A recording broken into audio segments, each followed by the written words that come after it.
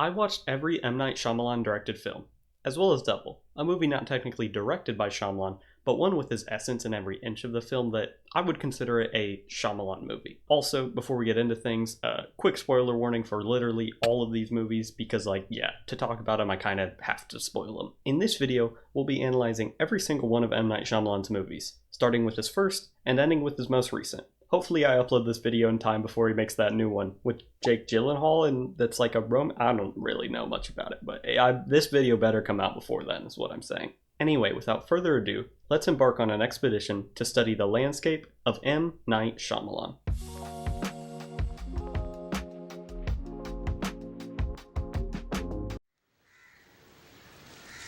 Do you believe in ghosts? Rising from the dead kind of thing? No, seriously. Do you believe? Not really. Stuff kind of freaks me out.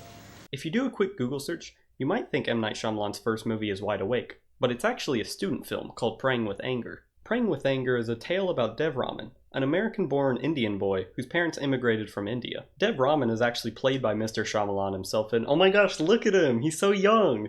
This is a 22-year-old M. Night we're looking at here, folks. While the movie isn't anything special, it's a very interesting and kind of wholesome look into the mind of a young Shyamalan, and in that respect alone, I think it has some merit. The movie is about Dev's visit to India as an exchange student.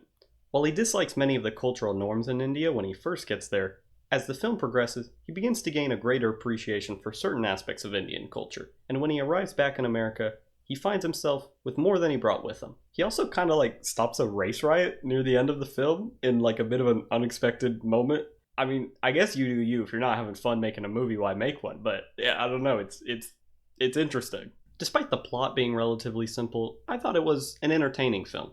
Now, much of that entertainment may have come from enjoying little details that would give clues to Shyamalan's later work that no one at the time would have noticed or cared for, but that still counts for something. One thing I will say is that despite the very amateur nature of this film, I actually think the score is pretty good. It's not amazing or anything, but it could be in a more polished film and I wouldn't really notice. That might not sound like a compliment, but I promise you, it is. Praying with Anger has perhaps the greatest Shyamalan twist of all time, and that of course being, there is no twist. What are you thinking? The only copy of this movie I could find is a 240p version on YouTube. You think this has a twist? It don't. This movie is a somewhat fun watch if you're an M. Night Shyamalan fan. It's interesting to see his origins, but if I were to judge this more in the context of an actual movie, I'd probably give it a 4 out of 10. Moving on to the next film in Shyamalan's catalog, we have... We go to Catholic school. God's like our homework. No, really. No, I don't think about God. Do you think he's real? Nope. Wide Awake is a comedy about Joshua, a Catholic schoolboy, and his quest to find God. Now I want to preface just by saying this is a concept that appeals to me not at all. But there are some unexpected things that happen that I think are at least worth talking about. Also, Rosie O'Donnell's actually in the movie in a semi-funny role that the writers unfortunately didn't craft enough jokes for, so that's cool. At its core, the film is about Joshua being sad about his grandpa's death, so he attempts to find God not really for any personal reason, but just so he can ask the big man upstairs if his grandpappy's okay. While the movie is a comedy, the funniest part about this film is the fact that the twist ending, the thing M. Night Shyamalan is known for, the twist ending in this film is the fact that God is real. And I mean that in 100% sincerity. There's no ambiguity here. At the end, it's just revealed God is real, and he's taken the form of this kid that's been helping Josh in subtle ways. Now, I'm not exactly surprised that the very religious movie says, okay, God's real. That's not the surprising part. It's the way it's done. I don't know. I wasn't ready for it. It was a bit of a curveball, as Rosie O'Donnell's character might put it. But all in all, while I'm not exactly the religious type, I thought this movie was pretty okay. Not something I'd watch again, really, but I don't know. I laughed a couple times. I do think the movie would have been better if there was not an absolute confirmation of God's existence at the end, but whatever. For what it's worth, I do think by the end of the movie, Josh gets what a lot of people do out of religion, and whether we, the audience, think God is real or not, doesn't really matter. It doesn't even really matter if we confirm in the movie that he's real, because by the time we get to the end of the film, Josh, who's been skeptical of God the whole movie, basically comes around to the idea. For Josh's character, he didn't really need any more proof. He was already there. For a movie about a Catholic schoolboy finding Jesus, a pretty bland concept if you ask me, I thought it was okay.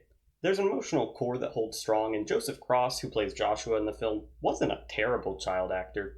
I know that might not sound like a compliment, but trust me, for child actors, it is. I wouldn't recommend this film unless you really like Shyamalan, but it definitely feels like a movie and is much more polished than Praying with Anger. I can't say for sure, but the film feels much more like a movie script that got handed down to Shyamalan rather than one he actually wanted to create. There was also drama. I think Harvey Weinstein worked with him on it and delayed it a bit, so I don't quite know what's going on all there. I'd be remiss if I didn't mention the actual craziest part about this movie, the twist you don't see coming.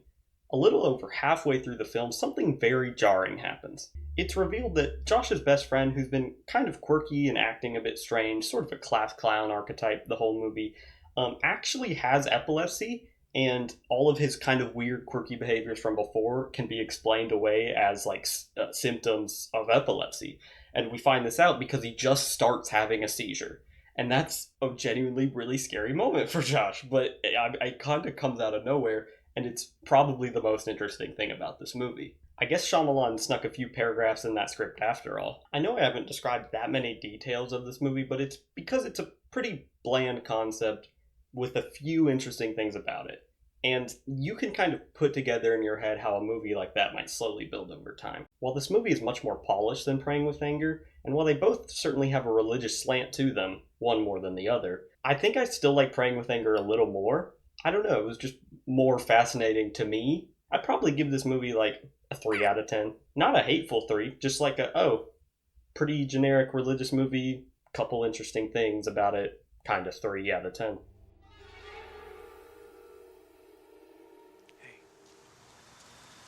You are not a freak, okay? Don't you believe anybody that tries to convince you of that. That's bullshit. There you are. Let's talk about The Sixth Sense. Are you ready? This is the one. This is the big one. The M Night Shyamalan movie. Not only is it his most commercially and critically successful film, it's also just the one that put him on the map. And while some would say he peaked early, I would tend to disagree with that. I will concede that most of his better films are earlier on in his career. Although, as we'll talk about later, there is a bit of a reverse bell curve in terms of quality, but I'm getting ahead of myself. Back to The Sixth Sense. The Sixth Sense is the twist movie.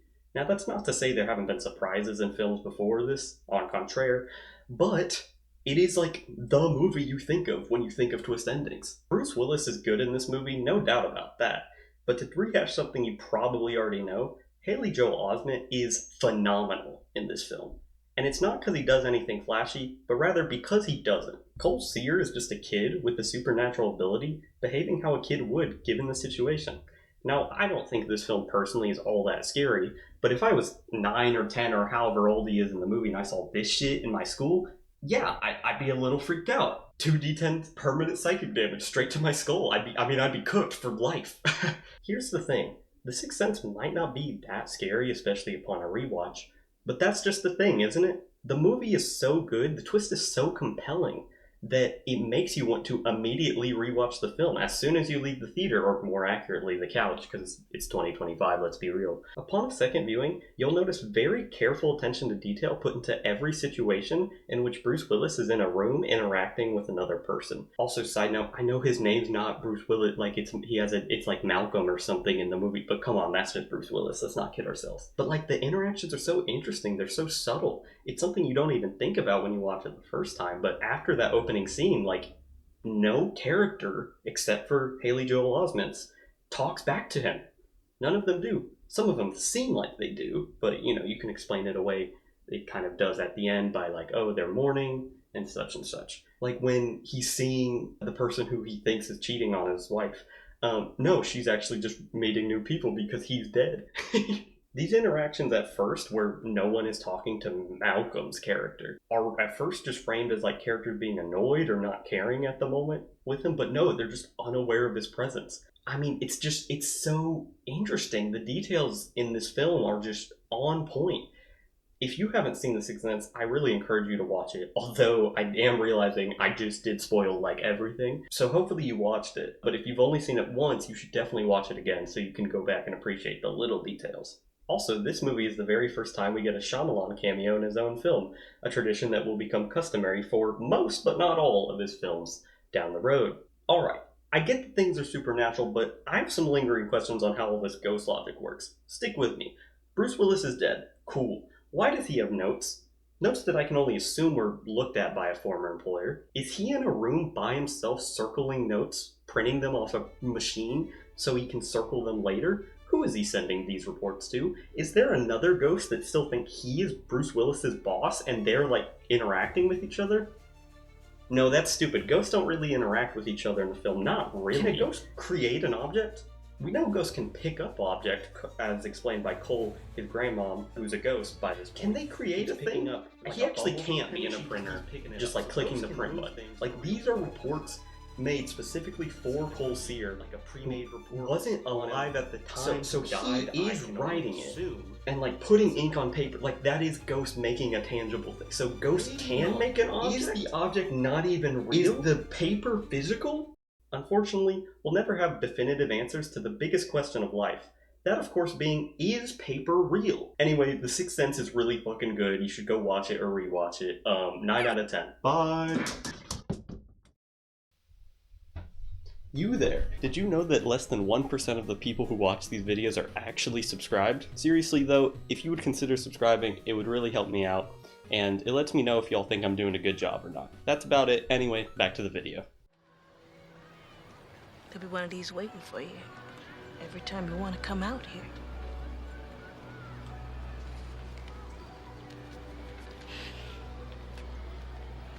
They say this one has a surprise ending.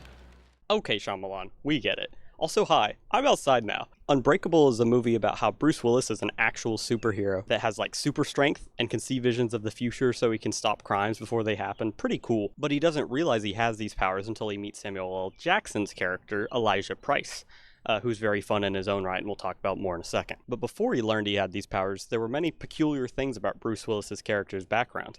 He's the only surviving member of a train derailment that killed hundreds. He has never been sick a day in his life. He's never even called in sick except for one time, and when he did, he wasn't really sick. He did it so he could go on a date with a girl that would become his future wife. Fair enough. Bruce Willis meets Elijah Price, a comic book nerd that helps him realize how super his powers truly are. He also has like a rare bone disorder, so he's in a wheelchair the whole movie, and if he ever like even so much as bruises an arm, he'll like shatter every bone in his body. But he's still alive, so that's pretty good. Samuel L. Jackson is really fun in this film. We usually see him either portrayed as kind of a general badass, cool villain, or fun Star Wars character in an otherwise not so fun movie. But in this one, he kind of plays the role of just like some dork who's like really obsessive over comic books, and it's really fun. My son Jeb, it's a gift for him. How old is Jeb? He's 4. No, no, no, no, no. This is an art gallery, my friend. And this is a piece of art. There's obviously still a lot of gravitas with the way Price speaks. Never a word wasted with Samuel L. Jackson, that's to be sure. And even though some of it is an act in the context of the movie, it is still very entertaining to watch. The twist ending of this movie comes about when it's revealed that Elijah Price is the root cause for every single one of the obstacles facing our main character, and that he has actually been masquerading as the villain pretty much the whole movie. The plot twist in this movie is less, oh my god, I need to rewatch this movie right now like The Sixth Sense, but it's still very interesting. It makes narrative sense and it doesn't feel ridiculous or out of place. I think my actual hottest take about this film is that I think Bruce Willis is like just okay in it. He's not bad and he doesn't really detract from the movie, but I think his general vibe worked a lot better in The Sixth Sense when he was playing a child therapist. He does a fine job at playing kind of a generic, bland main character superhero archetype, but like, I don't know, I just wasn't blown away by his performance in particular. But hey, just in like pure fun value, Samuel L. Jackson more than makes up for any slight shortcomings of Bruce Willis. It also just might be me, but I think I'm just like not really a Bruce Willis guy. I do think he was good in The Sixth Sense, but I don't know, I feel like his sort of typecast, serious guy persona just doesn't do a whole lot for me. For most of the movie's runtime, I actually like Unbreakable more than The Sixth Sense. I think there's just a lot of really fun ideas. I like that Bruce Willis's real world weakness is just water. I don't know why. It's simple, but I don't know. I think it kind of works in a weird sort of way. That being said, I think The Sixth Sense just has such a higher peak that to rank it below Unbreakable is just wrong. Don't get me wrong. Unbreakable is really fun, but The Sixth Sense is the Shyamalan movie for a reason. While Unbreakable is a good idea done well, The Sixth Sense is a great idea done pretty much perfectly, especially for the time. All that being said, I still like Unbreakable quite a bit and would probably give it about an 8 out of 10. Next movie.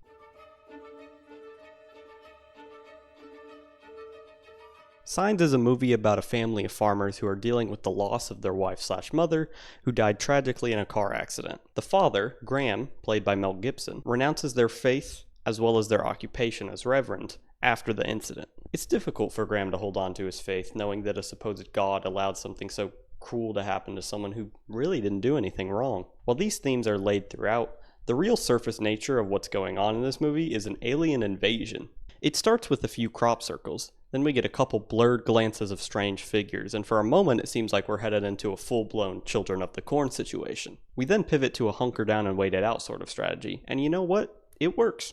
They wait until the news says that the aliens are all gone and they leave their shelter knowing that the world is now safe. That is until one of the last scenes of the movie, where the family comes face to face with one of the few remaining aliens that have been terrorizing the world. With the knowledge of a dying mother's bizarre words, they are successfully able to kill the alien with the power of friendship and a hearty baseball bat. You might think I'm simplifying the movie, and I won't lie, I am, but that's essentially what happens. The movie ends with Graham's son surviving unlikely circumstances because of his asthma, which up until this point has only been a hindrance throughout the film. The aliens, they have this little venom thing they release from their forearm, but he didn't take a whiff of any of the venom and die because Graham's son had asthma, so he wasn't breathing in anything. They had to deal with the asthma after, but he lived. It also ends with Graham putting back on his reverend swag, basically being pretty much fully renewed in his faith after this life-altering event. You might be wondering at this point, hey, where's the twist? And you know what? I'm wondering the same thing.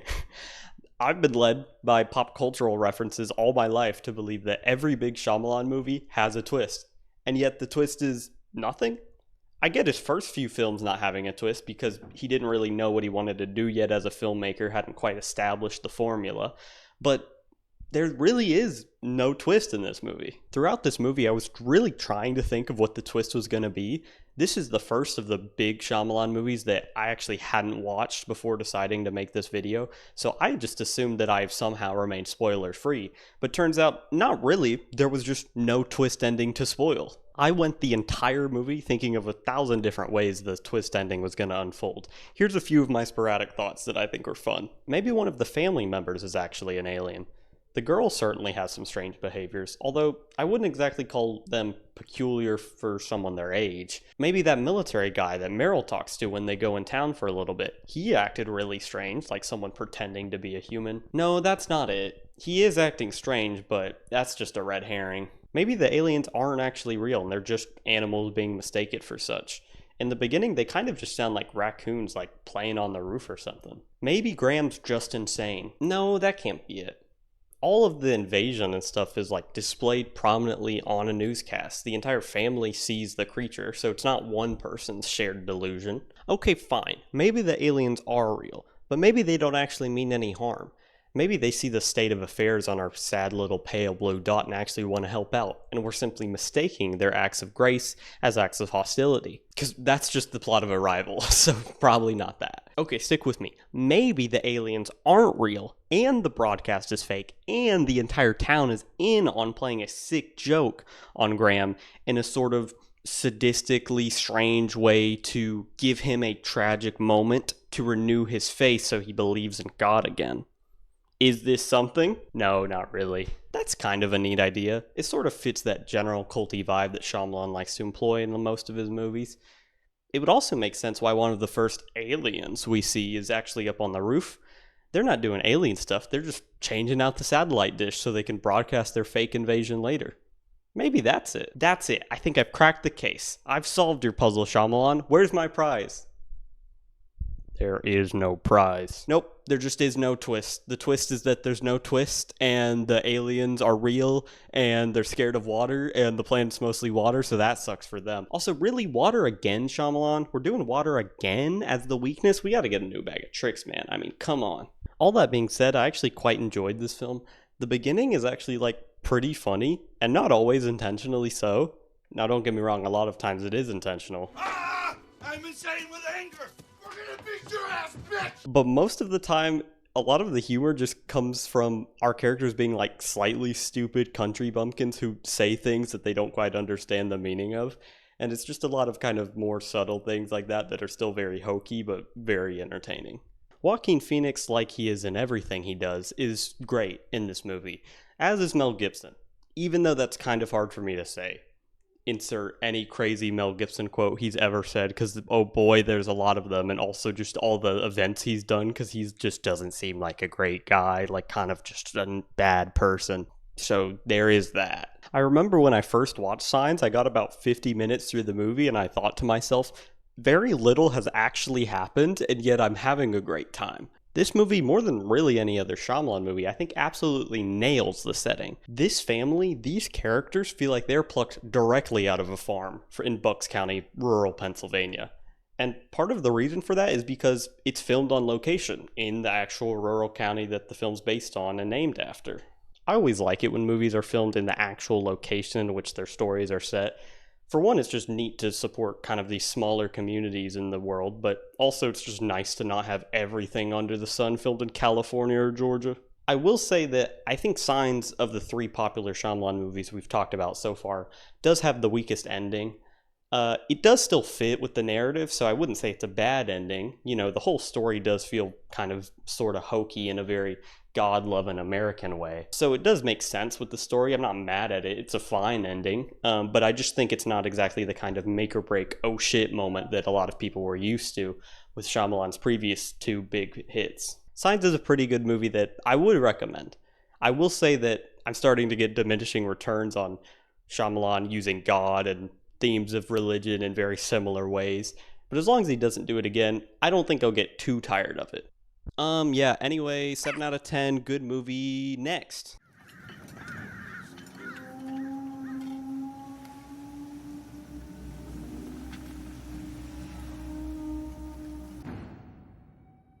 Welcome back to my bedroom. I ran out of different places to shoot around the apartment, but don't worry, we'll get back to that soon. The Village is a movie about Lucius Hunt and Ivy Walker. They live in, well, a village, in ye olden times, no exact date given, that's completely surrounded by mysterious forest. In the forest, there are creatures referred to as those we do not speak of. They are large, imposing beasts with sharp claws, and everyone in the town is deathly afraid of them. The beasts are attracted to the color red, so anytime the color's found in the village, it is swiftly buried or destroyed. Uh-oh. There's also rumors of the towns, villages outside of our own which exist. They have items not found in our current village. But be wary, those who inhabit these towns are wicked in nature. Ooh. The elders left these towns long ago to rebuild a new society focused on purity and good. Noah Percy is the son of two of the elders. He has some sort of non-specific mental disorder that causes him to act like a child despite the fact that he's an adult. So the town struggles in dealing with that, but tries to give him the best life possible. Shall we have a foot race? Yes. Up the hill to the resting rock. No cheating. What a deeply scandalous thing to say. I insist you take that back. Is that the school bell? Lucius Hunt, played by Joaquin Phoenix, wishes to leave the abode. Jesus Christ. The problem with this movie is that everyone talks in that old-timey way, so now I'm saying things like he wishes to leave the abode instead of dude wants to haul ass to the next town over so he can get medicine for Noah, because, yeah. Lucius asks the elders if he can leave the abode. They deny his request, but he doesn't listen, and he starts trekking in the woods anyway. But after hearing some scary noises and getting the heebie-jeebies, he decides, maybe I'll try another time. After returning to the village after his short-lived expedition, Lucius professes his obvious love to Ivy. And you know what? She feels similarly. Aww, well ain't that sweet. Just one problem though. Noah also likes Ivy, and when he hears about the two's plans to get married, he responds by stabbing Lucius. Upon these events, Noah is temporarily put in timeout, and Ivy is left in complete shock. After some time, she collects herself, and now very determined to keep her lover alive, asks the elders if she can go to the towns to retrieve medicines. Ivy's father, without permission from the other elders, allows Ivy to go out in her quest to search for medicine. However, first, in an attempt to make Ivy unafraid of those we do not speak of, her father reveals to her the truth. There are no those we do not speak of. The creatures are a farce put on by the elders to keep people from leaving the village. After this interaction, Ivy feels lied to, and while she still wants to find medicine for Lucius, so she goes on her quest to the towns anyway. Also, I actually forgot to mention up to this point, like a really important detail. Ivy's blind. Like, she can't see. She's tough in this shit. Now, when she is sent out on her quest, she is given 2 escorts to kind of guide her. However, they're both like wimps and they succumb to fear really easily. So it really is just blind girl in the woods trying her best. Ivy walks around the woods for a while, falls in a hole, and picks herself back up. Good job. As she nears the road, she hears something strange. The snarling of a creature. She knows those we do not speak of aren't real, and yet she's fearful all the same.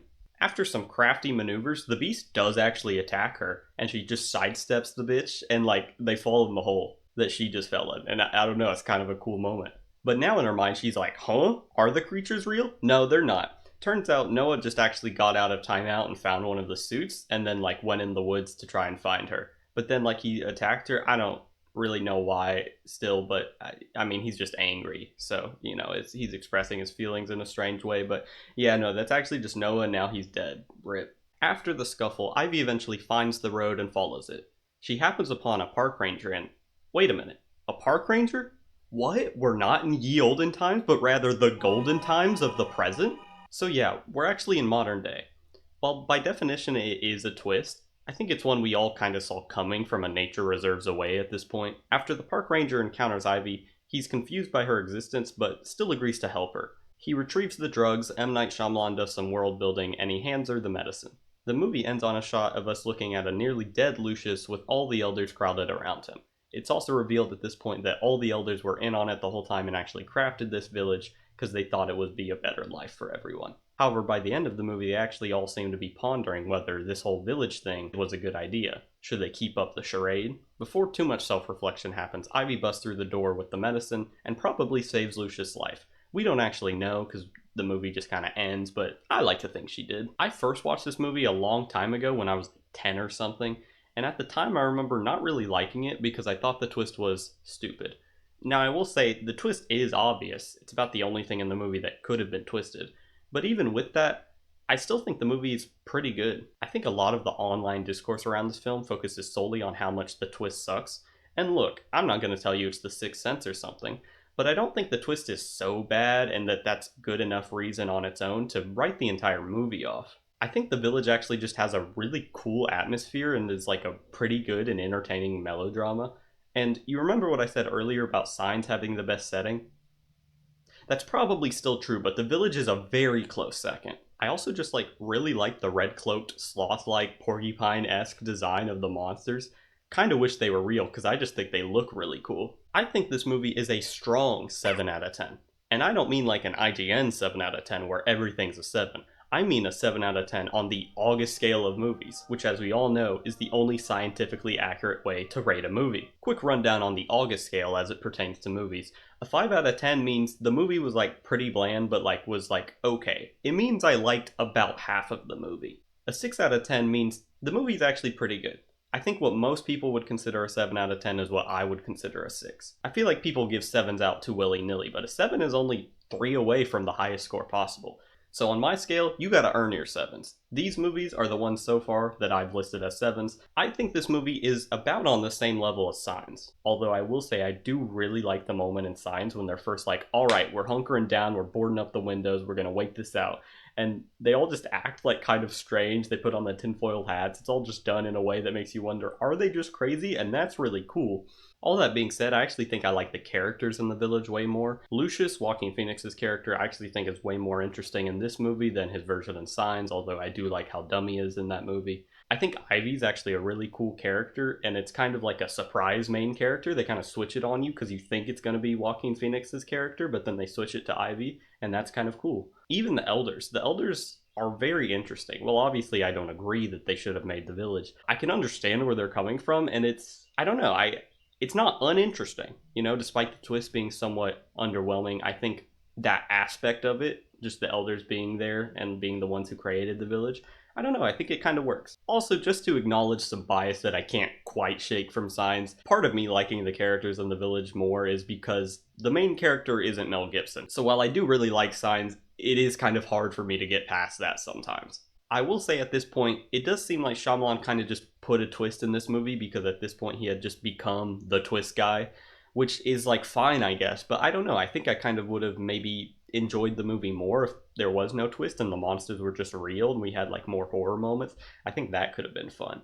While I do think the twist in the village is underwhelming, I don't think it's enough to ruin the movie the way a lot of other people seem to think so. For what the village was, I actually really liked it. And I kind of find it crazy that this is the movie that many people cite as the moment Shyamalan started to lose it. That's absolutely not the case. The moment Shyamalan started to lose it is... So, how was the, movie? Sucked. Oh, what a shame. Characters were walking around saying their thoughts out loud. Who does that? Okay, Shyamalan, we get it. You're having a lot of fun. But cool it on the fourth wall breaks. We can only have a few. While I would say this movie starts the incredibly downward slope of Shyamalan's inverse bell curve in terms of his discography, or the Shyamalan Valley as I like to refer to it, the movie's certainly not a cinematic masterpiece or anything, that much is obvious. It's contrived, there's not really a twist, it ends on this kind of very basic, sort of very played out at this point, friendship is magic sort of tone in the ending. But I don't know, man, I kind of liked it. 6 out of 10. I thought the movie was like kind of funny, and there's a few moments that I really enjoyed. Maybe everyone gathered together would confuse him, and he wouldn't be able to distinguish her from amongst all of us. Wow. Does that sound right? He's hearing the voice of God through a crossword puzzle. We're just playing here, right? Mm-hmm. I don't know why, but that scene in particular really had me chuckling. Maybe I'm easier to please than I thought, but I thought the movie was like very okay. Nothing thought-provoking or anything, but nothing too terrible either. Although I did hate the fourth wall break. We're having a little too much fun with the joke there, Shyamalan. That being said, I think a lot of my enjoyment from this movie just comes from the fact that I really like M Night Shyamalan's monster designs. They never feel like too fantastical because they incorporate a lot of different elements from like real world animals.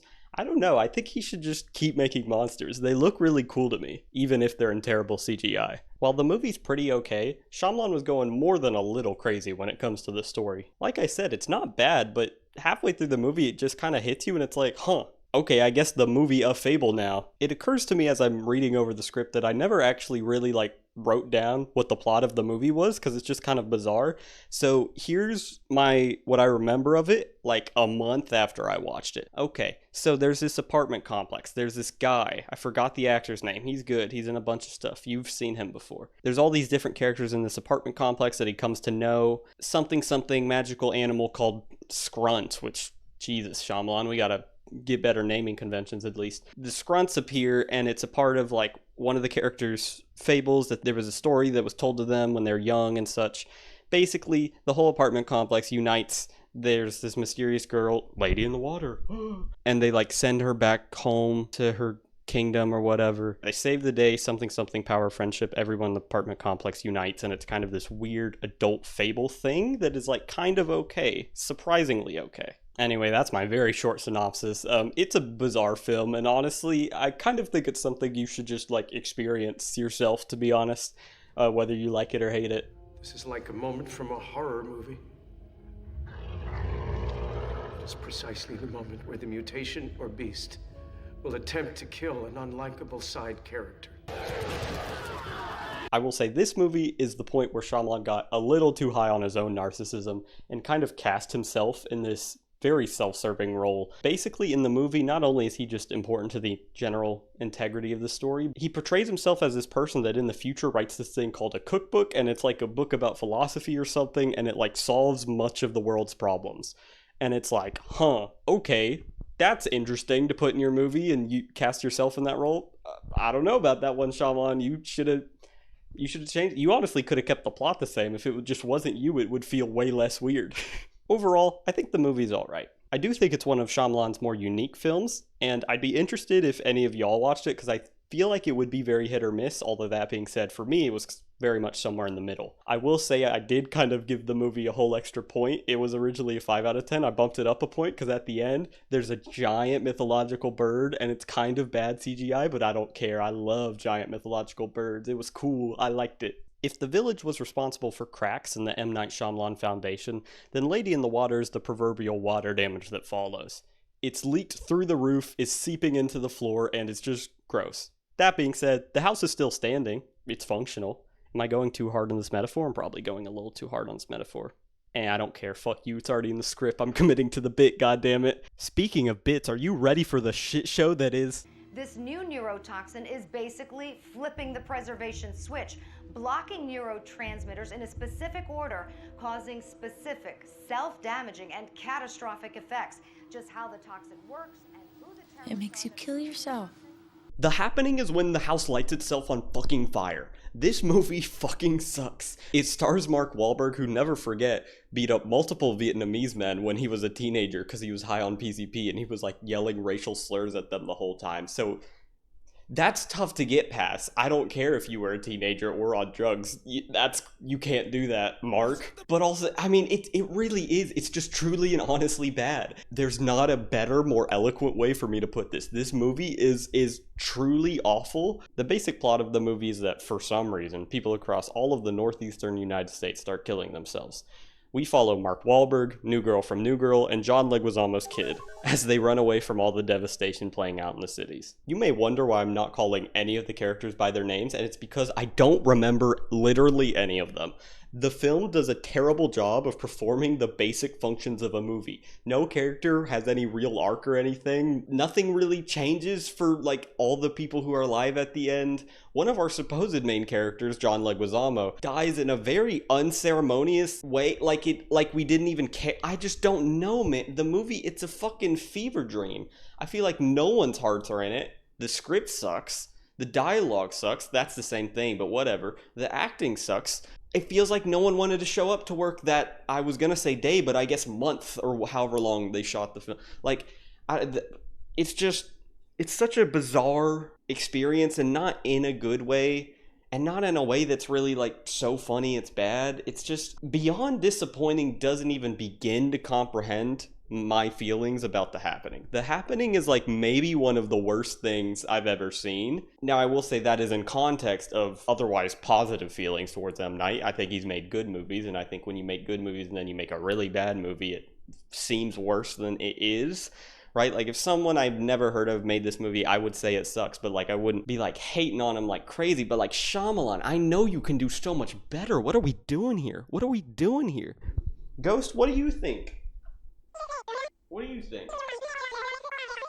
Anyway, to continue back to explaining the plot, the virus has spread outside of the cities, and now it's pretty much all over Pennsylvania. What will our characters do? I was gonna call them heroes, but I switched mid-sentence because I don't want to call Mark Wahlberg a hero in any respect. I'm sorry, man. I just really can't get over that. It's so overt. Like, how? That's not like even like an accident or like a slip. You can't just like... that you don't get away with an oopsie on that. I'm sorry, I just can't get over it. Fuck Mark Wahlberg. I don't know, man. Anyway, point is, virus still spreading, they're still running. They run some more. They find some other people, most of them die. They find some kids. The kids knock on someone else's door who's like hunkering down, and then the kids get fucking shot. Didn't really know the kids long enough for that to have much of an impact, but I mean, at least you have the bravery to shoot a child on camera. That's a weird sentence. Don't take that out of context. But like, you know, I mean, that is something that most filmmakers are hesitant to do. So, I mean, anyway, these dumb fucks run some more, and they happen upon a house with a hermit in it. She's actually not aware of anything that's going on, and she invites them in somewhat begrudgingly, and they're obviously very thankful. And then they have like one decent night stay, and then the hermit old lady comes down with the suicide virus, and then it kind of just goes away. Like, it doesn't really fucking matter. Like, it all just like goes away. The two main characters, I don't want to say live happily ever after, but they do live. Also, side note, what the hell was Zooey Deschanel smoking in this movie? Like, honestly, how do I phrase this in a not offensive way? Because I don't mean it offensively. Zooey Deschanel in this movie, her acting performance made me genuinely think that her character had a mental disability of some sort. And I thought we were going to explore that at some point, and we never did. It's really bad. It's really bad. Her acting's really bizarre. The entire film is bizarre. It does certainly have a tone of its own, but ethereal in the worst way possible. Oh, also later in the film, it's revealed that the whole suicide virus thing is caused by like the plants releasing chemicals into the air that when humans breathe them, makes them want to kill themselves. And the movie's trying to say something about how like humanity's not doing anything about climate change and nature's like taking their reckoning back and like killing the people. And like that's not a terrible idea because like there's a lot of truth and interesting stuff you can do there. But like it's just so ham-fisted, and by the time it really tries to get going, even though it never really quite gets there, God, you're already tapped out of the movie. It's like you're too late. You should have done the interesting shit earlier and had literally any one of the actors give a single shit about the movie at all. It's frustrating because like I agree we aren't really doing anything about climate change. I'm not a scientist. Maybe we should. Call me crazy. Maybe we should. And so a story about like nature like basically punishing humans for not like it's kind of interesting, but it's like it's just done in like the worst way possible. It is like a half-baked idea wrapped in a terrible script with actors who have done hate crimes, and John Leguizamo is also here, executed as poorly as possible at every single turn. It's terrible in a way I cannot truly express. I'm trying to think, is it the worst movie I've ever seen? Oh no, the worst movie I've ever seen is Moonfall, but like Moonfall isn't supposed to be good. So like you go into an expectation of it being terrible. I've heard some bad things about The Happening, but I've also heard people who really like it. And I genuinely try to be understanding. I can understand why someone might absolutely love Lady in the Water, whereas I just think it's okay. I even kind of, to some degree, understand why you might hate it. I cannot feasibly understand why anyone would think The Happening is worth your time. This movie is not worth watching, let alone rewatching. I've watched it only once, and that's good enough for me. That's good enough for me.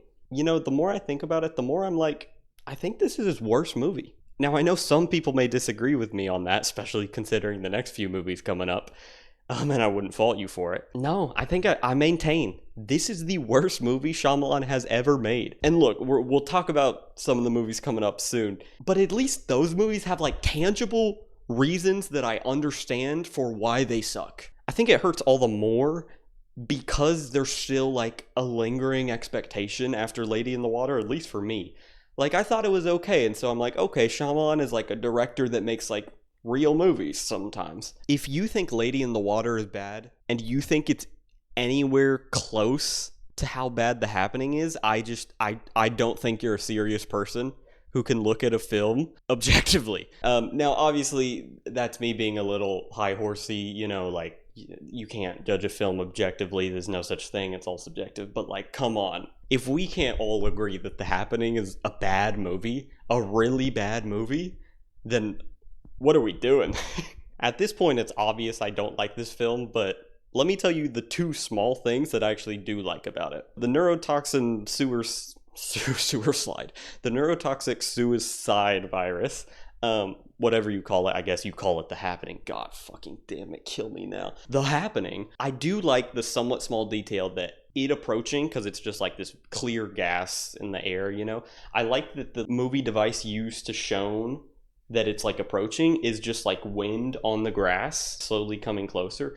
It's a small detail that is used quite a bit in the film, and it's something that I do think kind of works in a film that otherwise doesn't. Thing number two is that Herman at the end, when she comes down with the suicide virus, don't know why I said it like that, she like bashes her head in the window in like something that I kind of wasn't expecting. She does it with the intent of like letting the suicide virus air get into the house that Mark Wahlberg and Zooey Deschanel are in. It sounds weird now that I'm thinking about it to say that one of the two things I liked about this movie is the way the old lady killed herself, but I don't know, it's just that kind of film. In conclusion, this movie really sucks, and not in a so bad it's good kind of way either. I think the only way you could scrounge up some enjoyment from this film is if like you were high, drunk, or with a lot of friends, or maybe all three. But guess what? I don't drink, my dealer's all out of weed, and no one wants to watch The Happening with me. And you know what? They shouldn't. They shouldn't want to. I wouldn't wish that upon anyone. If anyone ever asks you to watch it with them, do not do it. It is a trap. Normally, I would encourage anyone even remotely interested in Shyamalan movies to actually go watch them, even just the okay ones. But if you do end up going down that road of watching any of the films discussed in this video, word of advice, you can just skip this one. You really aren't missing much, and your life would be better if you didn't watch this movie. I really wish I could get that hour, 25 minutes, and 32 seconds of my life back, but I can't. So instead, I'm gonna yell into this microphone. Get ready. Ah!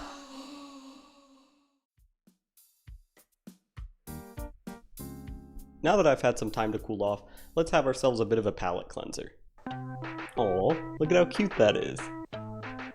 Alright, enough of that. What's next on the movie list? What, we got The Village, Lady in the Water, The Happening, and then...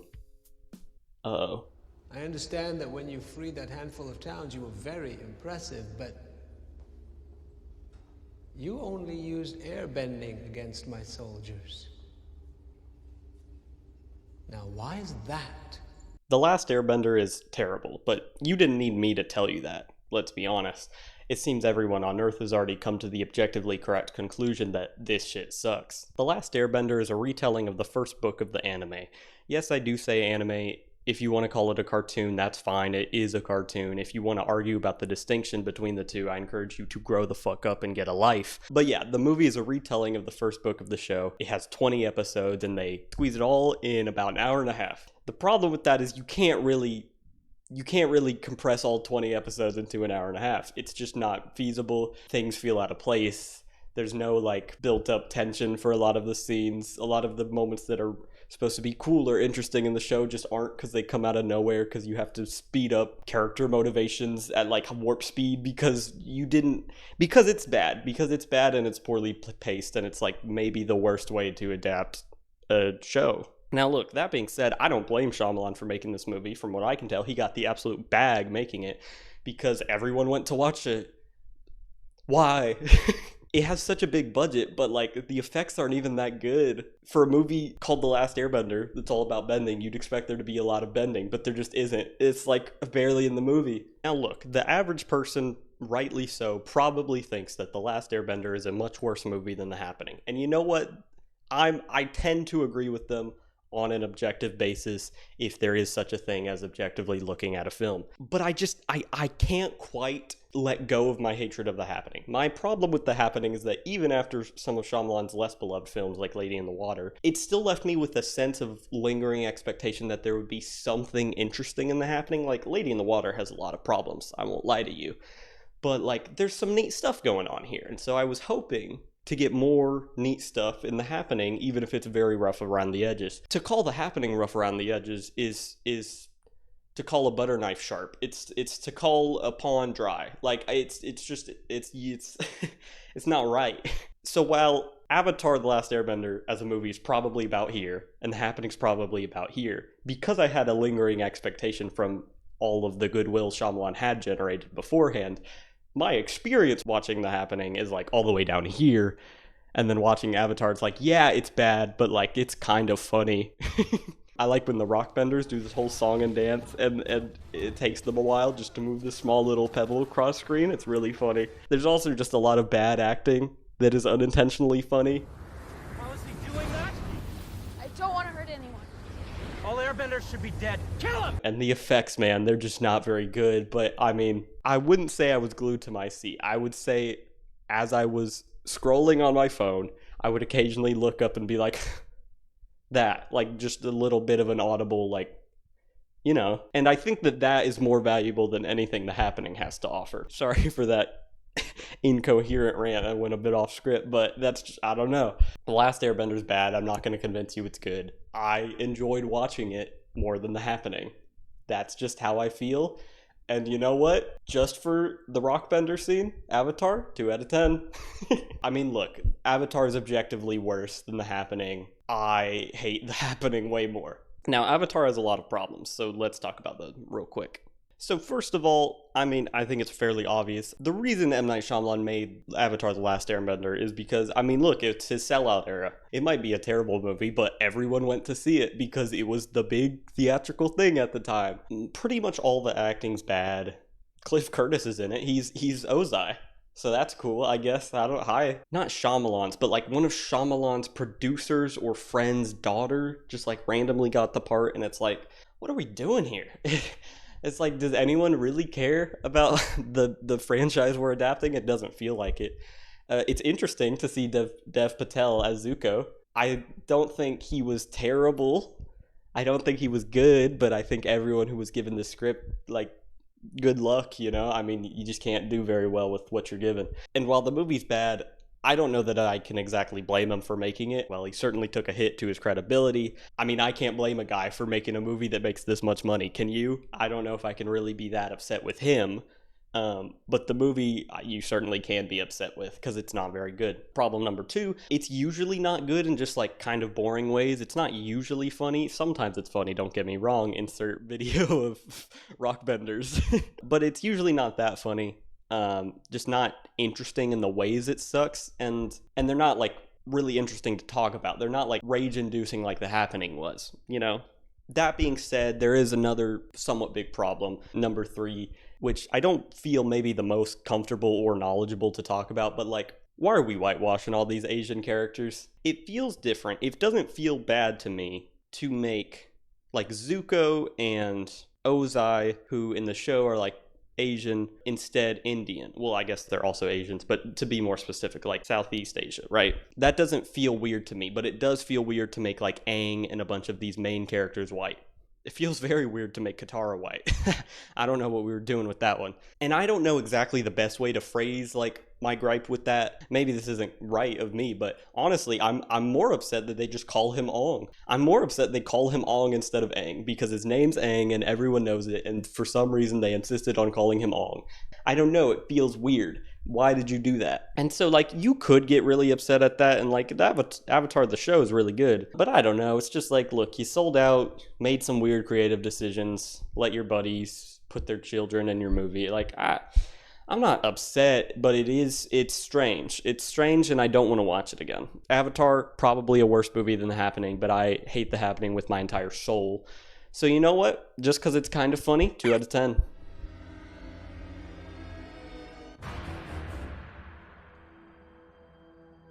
As I mentioned in the beginning, Devil's a movie that wasn't directed by Shyamalan, but it's a story that was very much crafted by him, so for our purposes, I'm gonna count it.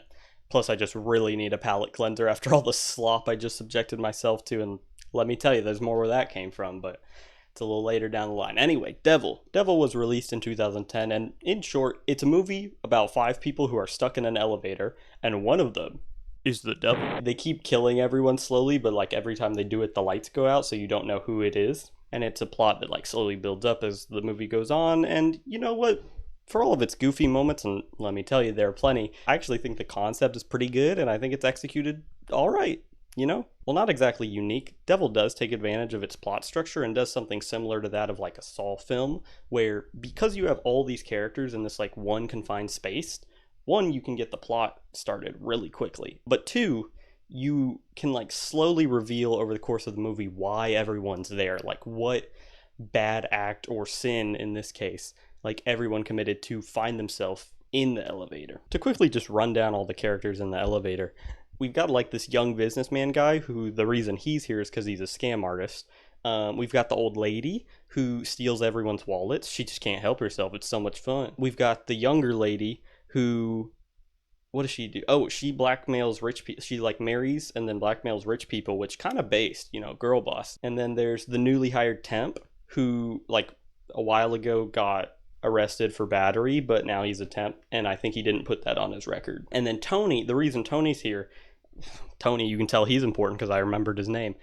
Tony's here because he committed, well, you know what, actually, we're gonna hold off on that. Ramirez. This is this security guard character who kind of watches all the events unfold, and he's basically here to serve as our narrator and start and end the movie with stories of the devil and their inner workings. So that's his deal. He also does the jelly side down bit, which is... When he's near, everything goes wrong. Toast falls jelly side down. I mean, an all-time Shyamalan classic in like the Hall of Fame of like, what the fuck were you doing, Shyamalan moment. Anyway, once all 5 people are in the elevator, they begin their journey to their various floors. I imagine they're all going to different places. But before any of them can get there, they get stuck in between floors. So the few security guards who are there, they try and get them out. They try and look at all the wires and make sure that the elevator's working normal, and all the wires seem all right, except for the one that's obviously not because it's broken and there's like water and electricity and stuff. But like things that normally would be working just aren't working for some mysterious reason. So while normally this type of thing in a film like this might bother me, I think because it's so direct that it actually does heighten the tension, like the underlying dread of every little thing that should be working not. I do think adds to the overall like atmosphere and tone of the film. That may be slightly biased because I've watched it multiple times now, and it's possible that the first time I watched it, I didn't love it as much. I mean, this is like my third time watching it, and I don't know, I think it's pretty good. Anyway, to get back to the plot, I assume at least 50-story building has only like 2 security guards on duty and 1 technical guy. First of all, feels kind of accurate, to be honest, how understaffed a thing like that might be. The 3 like people who are getting paid like nothing to be here can't fix the issue. They can't bring the elevator to a floor, like it's still stuck, and so they call like the fire department, but they take their sweet time getting here. As that's going on, our characters have time to get acquainted with each other, and oh, someone's dead. You see, every so often the lights flicker on and off, and when they go off, the devil attacks someone and kills them. So you really don't want that to happen because it's not going to end what you see. It just happened again. So that's basically how the movie goes. Like that just happens over and over until we're like left with like 2 people who both think each other are the devil. And then, plot twist, the girl dies. It's just Tony left. The devil's not Tony. The devil died very early. So the old lady reanimates herself and reveals herself to be the actual devil in a really cool scene if you aren't ready for it. And I don't know, I just think it kind of works, man. I feel like the movie's kind of cheesy, it's kind of simple, but I don't feel like it's trying to do too much. It's like a good junk food thriller movie. It's like a 6 out of 10. It's like a quintessential 6 out of 10 is what it is. Just to say a few more notes. It is my 3rd time watching it. Part of that's because I do quite enjoy it, and part of it is because my dad really likes it. So, hey, shout out, Dad. The first time I watched this movie, I genuinely was caught very off guard by the fact that the old woman who had been dead for half the movie was the devil.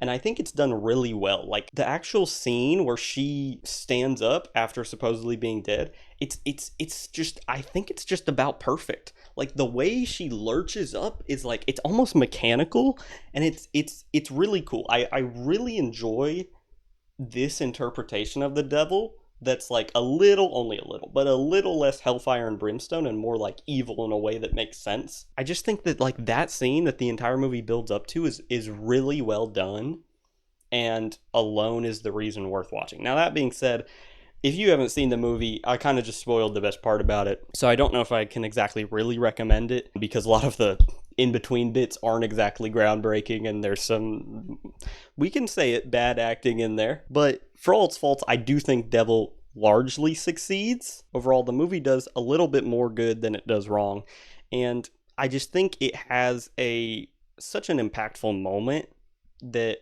was missing from a lot of the previous Shyamalan films. It's possible I'm giving it a little more grace because of how bad some of the other ones were, but at this point I don't care. I think I like the movie, and despite it being very flawed, I'm just okay with that. 6 out of 10. I've heard stories of Earth, a paradise, until we destroyed it. Jaden and Will Smith are ruining my life. Not quite as bad as piece of shit Mark Wahlberg and White Aang, but they're still actively making my experience on this planet worse. Someone just walked by me and gave me the worst look I've ever seen. But I'm gonna power through. It was very embarrassing. Nice looking old lady just giving me the weirdest look I've ever seen. Alright. At the very least, After Earth is the last of the truly god-awful Shyamalan movies. Or is it? Yeah, it is. Now, look, don't get me wrong, we've got some bad ones coming up, but none quite as bad as the Avatar, After Earth, and Happening tier. By the way, there'll be a tier list at the end, so stay tuned, I guess. I don't know. Is that what the kids like these days? I think they love tier lists. They love tier lists. After Earth is a movie about humans who had to leave Earth because everything on it evolved to kill humans. In the movie, this is treated as kind of a great tragedy, and in my opinion, that's just Mother Nature being rightfully pissed off. I mean, if people were cranking up the AC in my room, taking chunks out of my flesh and just generally disrespecting me, I'd drop a human-killing balance patch yesterday. Anyway, all the humans that left Earth now live on Nova Prime. This is the part where I tell you that everything in this movie is named the dumbest thing possible. They live on a planet called Nova Prime. I think Jaden Smith's name is like Katai or something. And then Will Smith's full name in the movie is Cypher Rage, but Rage is spelled like with an I, and it's like, Cypher Rage, what are we doing here? It's like a gamer tag. It's like your Xbox gamer tag. These aren't good sci-fi names. These are like the first things you came up with, and you should have thought longer about them. Anyway, the names themselves aren't the most important, but they're kind of emblematic of a lot of the faults of the film. Anyway, boring story short, Will and Jaden Smith, they crash land their spaceship that they're on onto a planet. But what planet could it be? It's Earth, but they don't realize it's Earth because humans haven't been on Earth for thousands of years. Oh my god. And Earth is now this weird like hyper-Earth thing. But guess what happened? The little like beacon in the plane was in the other half of the plane that got like cut off on impact, and it's on the other side of the planet basically. Jaden Smith has to go get it. Will Smith can't get it because his leg's injured.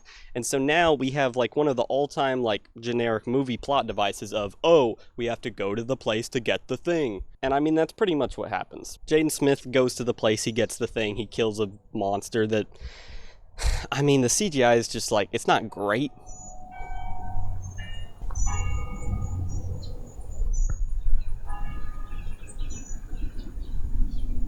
Anyway, it's 6 o'clock now. That's what that bell means. Jaden Smith goes to the place, he finds the thing, he kills a monster or two, and everyone, and by everyone I mean just Jaden and Will Smith, live happily ever after-ish. I mean, this movie's pretty awful. There's not really a whole lot of unique stuff for me to say here. I mean, the CGI is pretty bad. I will say it's bad, but the CGI is usually bad in interesting ways. One thing I will give this movie is that I like the general aesthetic it's going for of, like, hyper-Earth, like kind of this massive, I don't know what you, like tundra / taiga biome type thing, like with the big trees. I like the external atmosphere it's going for. There's certainly some unique aspects of the external floor plans of the movie that are interesting, but I just think on the whole it's like pretty bland. The actual story doesn't go anywhere unexpected. You didn't need me to tell you that Jaden Smith isn't a good actor. There's a reason he focuses on music, and to be honest, I don't even know if that's too good, although he's got a couple songs. There's a couple songs. From what I can tell, the movie was basically just done because Will Smith called up his friend M Night Shymalan and said, hey, I want to make a movie where I showcase my son's impeccable acting skills. Well, I mean, they certainly showcased them. I just don't know if they're all that good. What was your mistake? Trusting me? Depending on me, thinking that I could do this? You wouldn't give any other ranger that order. You are not a ranger. Anyway, this thinly veiled project of nepotism didn't exactly work out, and it was received pretty badly at the time and is still thought of as a very bad film, as it should be.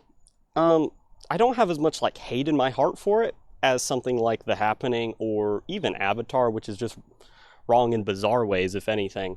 While the movie is bad, and there's a lot of bad choices in it, I don't know if I can muster the same amount of hatred I have towards those other two films over just a really bland action movie. It's like, I don't know. The Happening is trying to say something somewhat nuanced, and it's just failing miserably. And Avatar is supposed to build up to like a multi-franchise cinematic universe of movies, and it just doesn't because it's really bad, and so there was only one, they didn't finish it. Whereas After Earth, it's like, look, were there plans for sequels? Maybe. Were those plans just in Will Smith's head? I don't know. It kind of seems like it. Can you really be mad at an action movie for being kind of bad? I mean, it's more than kind of bad, but I don't know. Look, it is another 2 out of 10, don't get me wrong, but it's a mild 2 out of 10. I don't mind this film. I wouldn't ever really want to watch it again for any reason ever, but maybe in that sense, it's not even worth wasting your time being angry about it. Maybe in a certain sense it's worse than Avatar, because at least Avatar there's some interesting things to be angry about. Anyway, I don't want to talk about After Earth anymore. I've been completely freestyling the last half of this segment because in my script, I'll put a picture of it. In my script, it literally got to a certain point, and then I just must have gotten so bored that I just put a big note that said finish writing later. So I've just been freestyling the last bit of it. But anyway, After Earth is a 2 out of 10, and yeah, that's about it. Next movie. Can I be done with my part? I still gotta get you guys packed. The Visit is a horror movie about two kids who go to meet their grandparents who they've never seen before. Their mom is currently out on a week-long vacation with their new boyfriend, and the kids agree to go on the trip, 1, just to see their grandparents, and 2, to give their mom some space and free time. Good kids, it's a nice gesture, but why exactly haven't the kids met their grandparents before? Well, turns out that a while ago, their mom and them had a falling out, and she doesn't really want to talk about it. Nevertheless, she feels fine enough letting them go visit, so I guess put them on a train cart, ship them off. They'll be alright, I'm sure of it. What could possibly go wrong? The daughter films much of The Visit because she wants to make a documentary as an aspiring filmmaker. Her brother is willing to help out with the production duties, but is a little more interested in his rap career, which... Girl, I'm chilling again. I'm feeling again. I'm like Iron Man and Batman. I'm a hero again. Oh, the girls, they like me. They think I'm sweet like candy. One girl looked at me like I was a Hershey bar. Her name was Angie. My sister tried to make a film about old people feeling dismayed, but it didn't turn out that way. Look, I get that kids can be cringe sometime, and I'm not saying this is unrealistic, but there's a little too much of this kid rapping in this movie. It starts to bug you by the end, it really does. That being said, I did appreciate the Tyler the Creator name drop though, so points for that. Do you know who Tyler the Creator is? No. Well, I got that kind of sense. The kids get off their train and meet their grandparents, who we're going to refer to as Papa and Nana. And you know what? They're pretty nice. They talk about their life, what they did for work. When they get to the house, they have some of Grandma's cooking, and, you know, things are going pretty well. But slowly over the course of their week-long stay, their grandparents start acting strange. Their Pop-Pop's keeping secrets in the shed, Nana's crawling under the house and goes like sicko mode at nighttime. In the film, it's explained by Pop-Pop that she has a condition called sundowning, which is real, but it doesn't exactly make you do like the kind of demon crawls we see in the movie. But it does generally make people more irritable, so I mean, there's like a hint of truth here, but it's obviously played up for the horror element of the film. Becca? Here I come, Tyler. Here I come. Before I continue talking about The Visit, if you're even remotely interested in the movie, you should go watch it. 1, because the twist is actually pretty compelling, and 2, it's just a pretty good, albeit somewhat simple horror flick that I think is pretty underrated. The apex of the movie comes when the twist is finally revealed. Becca, they've been acting so strange, Mom. We've been recording them. Those aren't your grandparents. You've been staying with those people the whole time? What are you guys doing? Turns out Pop-Pop and Nana aren't actually the kids' real grandparents. They're insane asylum escapees who came to the house and murdered their real grandparents who are now in the basement. First of all, dope. Pretty metal. I like that a lot. Second of all, I'm kind of shocked I didn't see the twist coming. It's not exactly the most surprising if you just start thinking about it before it actually happens, but I think at this point, after watching all these Shyamalan movies, I was just so kind of lost in the sauce that Nana mentions aliens briefly. I was like, here we go again. This movie's about to get really silly. There is a pond that has little creatures in it. These creatures are from another planet, but no one realizes it. I was just kind of fed up with Shyamalan's bullshit, and I wasn't even really looking for a twist. I was just like, he's gonna do the dumbest thing possible. But you know what? I was pleasantly surprised. That's just them being kooky beans. And yeah, no, the twist is just that they're like crazy old people, and that's good. It fits naturally within the plot, and it adds to the movie. All of the scenes after the kids realize that those aren't their grandparents are really good and legitimately freaky. This continues for a while. The kids play a very uncomfortable game of Yahtzee, which is a great scene all around. Eventually, after a couple more scares, both of the kids kill the grandparents in self-defense. I think Pop-Pop's head gets like smashed in with the refrigerator, which is dope. Oh yeah, Nana, they like break the mirror, and then the daughter takes the like shard of glass from the mirror and just stabs her, which awesome, great, love it. After the kids kill the doppelgangers, they run outside and see police sirens, a hopeful end to a frightful night. Now, if it were me, I would have ended the film right here. Just leave on a still pretty eerie note, have some creepy music in the credits, and call it a day. But because Shyamalan is like a father now, and he has to have his dad moment, the movie continues for like 5 more minutes, and it's all about like, oh, the reason that they were all upset was because a while ago, I don't even remember the reason, but it's something about letting go, forgiving your family members, overcoming, blah, blah, boo. Look, I get it. It's a nice message, but I think the punchiness of the film is a bit lost when you drag it out for an extra 5 minutes. And I really didn't want the end credit scene where the kid raps. I really didn't want that, but you gave it to me and I had to watch it. So, overall, the relatively simple plot of The Visit succeeds because it just has some standout performances. The child actors, particularly the daughter, are pretty good, and the person who plays Nana is really good. I mean, she's freaky. When she puts the daughter in the oven, don't do that. Why would you let her do it a second time? It is your fault, by the way. If you let someone put you in an oven for the second time, that is officially your fault and you deserve to die. You just shouldn't be in an oven twice. You really shouldn't be there the first time. The Visit is PG-13, so there's little in the way of gore or violence, but you don't really need it. The movie is kind of legitimately freaky enough and spooky enough. I know I keep using the word freaky, but it's the right word. But like, the film just is unnerving enough that you don't really lose much by not having the like violence or blood you normally have in horror movies, and like there's a little, but only a little. The film is just good at making old people look scary and putting our characters in the perspective of like little children who aren't like a normal sized adult who could probably just push over Pawpaw makes that fear all the more realized. The Visit is a pretty good movie with some standout acting performances, and while it drags on a bit, certainly rough around the edges, I think I'd still give it a 7 out of 10. I think it's M Night Shyamalan's most underrated movie, and even after watching it twice now, still think the twist hits pretty hard, even if you see it coming. It's just done very well. Not exactly super complex, but simple and effective. Next movie. No, you can't do this today. You can't do this right now. Why do you do this? Why do you act like this? Why do you act like you're not one of us? Always keep both eyes open. Cover your target with the barrel, then move with it to get its pace.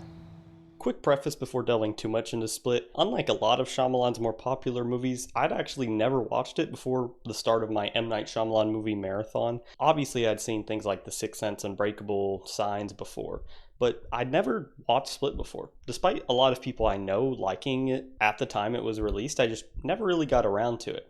That being said, spoiler alert, I really like this movie, and a lot of what I say in terms of how I like this movie has already been said before, so it may be a bit redundant. In Split, we follow Kevin, played by James McAvoy. Kevin has dissociative identity disorder, more commonly referred to as split personality disorder, hence Split. Before diving into the approximately 1 billion personalities that Mr. Split over here has, let's actually talk about how the film sets up its central plot.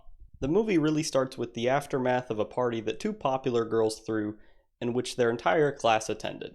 At this point, the party's over and pretty much everyone is left. Everyone except for one weird girl. Oh hey, Anya Taylor-Joy.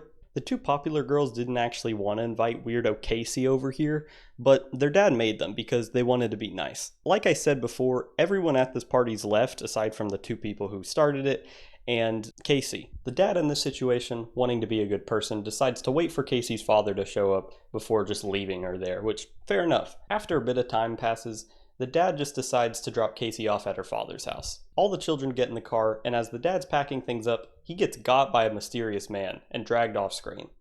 I don't know why I'm being coy. The mysterious man is Kevin. You knew it was going here. Anyway, Kevin enters the car and proceeds to gas everyone in the car and drag them into like a basement.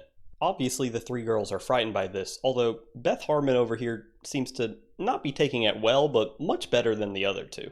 I wonder if there's a reason for that. Foreshadowing is a literary device. After a bit of dialogue, it becomes clear that the main character of our story is actually in fact Casey. Miss Furiosa over here is pretty much the main character, with Kevin interacting with her a bunch. The other 2 popular girls who kind of start unintentionally the whole sequence of events, they're not unimportant, they just aren't very memorable. I can't remember their names. Over the course of the film, we see how Kevin's many personalities interact with the prisoners, and we slowly learn how Kevin's code switching works, and also why the women were brought here in the first place. Real quick, here's my obligatory go watch the movie if you haven't seen it moment. I think Split's really good. Spoiler alert, we'll get a little more detailed into that later. But I'm gonna really oversimplify the plot, and if you don't actually watch the movie, I think an oversimplified summary of it will make the film seem much dumber than it actually is. Not that there aren't things to criticize, but if you haven't watched it, I think you should watch Split. And here's your last chance before I spoil literally everything. We eventually learn that the reason the girls are tied up is in order to unlock the potential of the Beast, Kevin's secret bonus personality. It's not really its own personality, it's also kind of thought of as like the Horde, which is like all the personalities in one and it becomes the Beast. It's a little murky, but basically the girls here are being like prepared as sacred food, I think is the terminology used in the film. And basically he gonna eat them and then he's gonna go beast mode. That's basically what he's trying to do, or at least some of his personalities. Not all of them are in on it fully 100%. Some of the personalities are like nice. Hedwig is one of his personalities, and it's like him taking the mind of like an 8-year-old child who actually does want to help the captors out and like almost let some of them escape. But unfortunately, one Hedwig is not enough to deal with all of the other personalities that are pretty much on the same page. Don't know how they think. No, they don't tell me much. I just ate a hot dog. The audience learns from the film that the Beast kind of has to like charge up his power to actually become the Beast, but it's done in a slow enough pace that it makes you wonder if there actually is a Beast or if Kevin's like just saying bullshit because he's crazy, something, the visit. Spoiler alert, the Beast is real and he kills the 2 mean girls from earlier. Not only is the Beast real, but he like truly is a monster. He's not just like some jacked up dude on steroids going crazy. He's like climbing on the walls and bending metal bars like shit humans can't do. So the rest of the movie is pretty much just Furiosa running away from Kevin, and it's really entertaining and thrilling. The chase continues for a good bit of time, and eventually Anya Taylor-Joy is able to escape, but only narrowly, leaving the Beast kind of down in the basement and then the police off-screen apprehend him later. The end. Okay, couple quick things I didn't talk about in the movie summary. There's 3 things really. Number 1, it's not talked about too much, but the reason that like Anya Taylor-Joy's character Casey is, I don't want to say comfortable, but like not as concerned as the other people in the scenario. I mean, like her father's abusive and doing like crazy shit. Obviously that's sad, but the way it's delivered is there's not a lot of focus on it, and so it feels very rewarding to like get to that part of the movie and like connect the dots with your audience. So that's really cool. Number 2, James McAvoy is so fucking good in this movie. He is so good at just like doing the switching personalities thing and being creepy. He's just really good at it. And it's like something that on paper like seems kind of stupid. It's like, okay, actor, here's what we want you to do. We want you to pretend you have a bunch of different personalities and go like, hi, I'm Bob. No, I'm Sally. No, I'm Susie. But like he does it like the best you can do it. And it's really well done. I've just not really seen James McAvoy in much else, and I thought it was really good, and it was obviously worth highlighting that. Third thing, the movie does have a twist. It's somewhat of a minor twist. It doesn't really change like how you view the events of the film, but it does change kind of the overall feeling of the ending of the film, which is to say, the twist at the end is that we're like in a diner and we slowly pan and zoom on this bald guy and he's watching the TV broadcast that's like, oh, apprehended crazy man for kidnapping 3 women. And then when the camera finally zooms in, it's like, oh, it's Bruce Willis, implying that Split is set in the Unbreakable superhero universe and kind of setting up a later film where Bruce Willis, quote unquote hero, has to defeat the quote unquote villain, being Kevin, James McAvoy. Like I said, the Split isn't really anything crazy like a Sixth Sense, to be fair. It's kind of hard to top the peak of that. But it's a twist that when you finish the movie, you're like, huh, yeah, okay, I like that. That makes sense. And like, that's it. It's not like gonna crazy alter like even a rewatch of the film, but it's like, oh, okay. We can stretch some of the logic a little bit because we can just say he's a supervillain and that he's like just evil, and because heroes are real, we can just kind of go with it. So it does allow the film to get away with some of its more than slightly loosey-goosey logic, and it feel a little more complete at the end. But honestly, the movie is like thrilling and exciting enough that those logical, I don't want to call them failures, but those logical leaps don't really feel like a bad thing because you're pretty engaged just watching the movie. Split is actually on the longer end of Shyamalan's movies, which is to say it's not even 2 hours long. Shyamalan doesn't really make super long movies, but it really uses each and every second to construct a movie that by the time it's over really does make you feel something. Obviously the events didn't actually happen, but I feel like after watching the movie, especially for the first time, you really do have this sense of like irritation, certainly claustrophobia, like just eeriness. It feels like you were tied up in the basement for a little bit when you come out of it for the first time. I don't know. Split, more than his other movies, even the ones I enjoyed, just really did make me feel a sense of like dread, not necessarily fear, because look, there's some freaky moments, but it's not exactly like spooky ghost stuff, right? But like dread is the correct word. It's just like, oh, I'm trapped underground and I don't know how to get out. I think just almost everything in this movie is done really well and crafted in a very specific way. Also, just one quick thing on the cinematography. Despite us being underground the whole movie, I think Shyamalan, when he's working in a more confined space, is really good at making like the same rooms look different in every shot. Just like shooting them at a different angle, lighting them up in a different way. I just think the cinematography in this movie, while it doesn't steal the show from the plot, which is good, it's just very well done. I feel, as the viewer, like kind of claustrophobic, but not in an annoying like, oh, you had budget for 3 sets sort of way, right? It may seem like I'm overselling Split a bit, and maybe I am. I won't lie, I know I made a similar point when talking about The Visit, but it's possible that just after watching like Avatar and After Earth, that like the next 5 films you see all are like the best thing you've ever seen. And while The Visit is like a film I can watch and not be embarrassed about, I just really think that Split is so well done. And really the only criticism I have is that the 2 kind of mean girls who indirectly like start the whole chain of events just aren't that interesting. Like, I don't remember their names. When they die, it's like, yeah, sad, but like, I don't know, they just weren't given enough screen time to be interesting. I don't really think it's their, like, the actress's fault. I think it's just kind of the way the story unfurled, and I just kind of wonder if maybe we didn't even need them at all. You'd have to figure out a different way to set up the plot, and I get wanting Anya Taylor-Joy to be the somewhat cool, calm, and collected one next to all the nervous people. But these 2 characters do fall a bit flat. Aside from that, I really have no other critiques of the film. I think it is a fantastic movie, so much so that I think I'm going to give it the Sixth Sense treatment and give it a 9 out of 10. It's really good.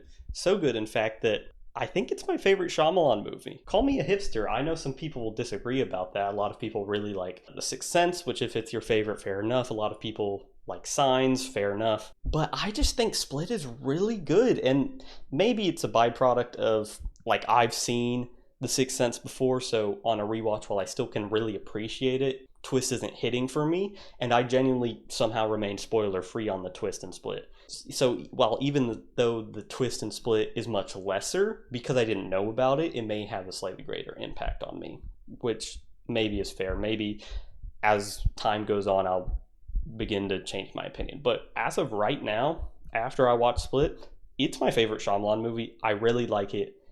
And yeah, moving on to... First name, Mr. Last name, Glass. Glass is the concluding entry in a trilogy of superhero movies that began with Unbreakable way back when. To make a long story very short, Mr. Elijah Glass Price is locked in a room for 19 years following the events of Unbreakable, because if you remember at the end of the film, it's revealed that he, like, killed all the people. The early stages of this film follow Bruce Willis still doing his crime-fighting thing and coming face to face with an escaped James McAvoy, who is basically trying to replicate the events of Split. Bruce Willis does successfully stop him, they have a fight, and later they're apprehended by the police. But before I get ahead of myself, I want to just mention that James McAvoy, while not quite as unnerving and good as he was in Split, is still really good in this movie. Like, he's very good. If you like Split even half as much as I did, James McAvoy makes the entire movie worth watching because he's so good at playing Kevin. It's like he was born to do it. That being said, let me just throw in one little criticism here, because it's pretty much the only one I have that pertains to Kevin's character. I do think they do a little too much personality code switching in this movie, particularly in the kind of middle portion of the movie, the second-ish act. They're just flipping through personalities a little too much that it gets a bit goofy for my taste, but I think towards the end it kind of wraps back around to like normal amount of craziness. You really dissected him, Doctor. Good for you.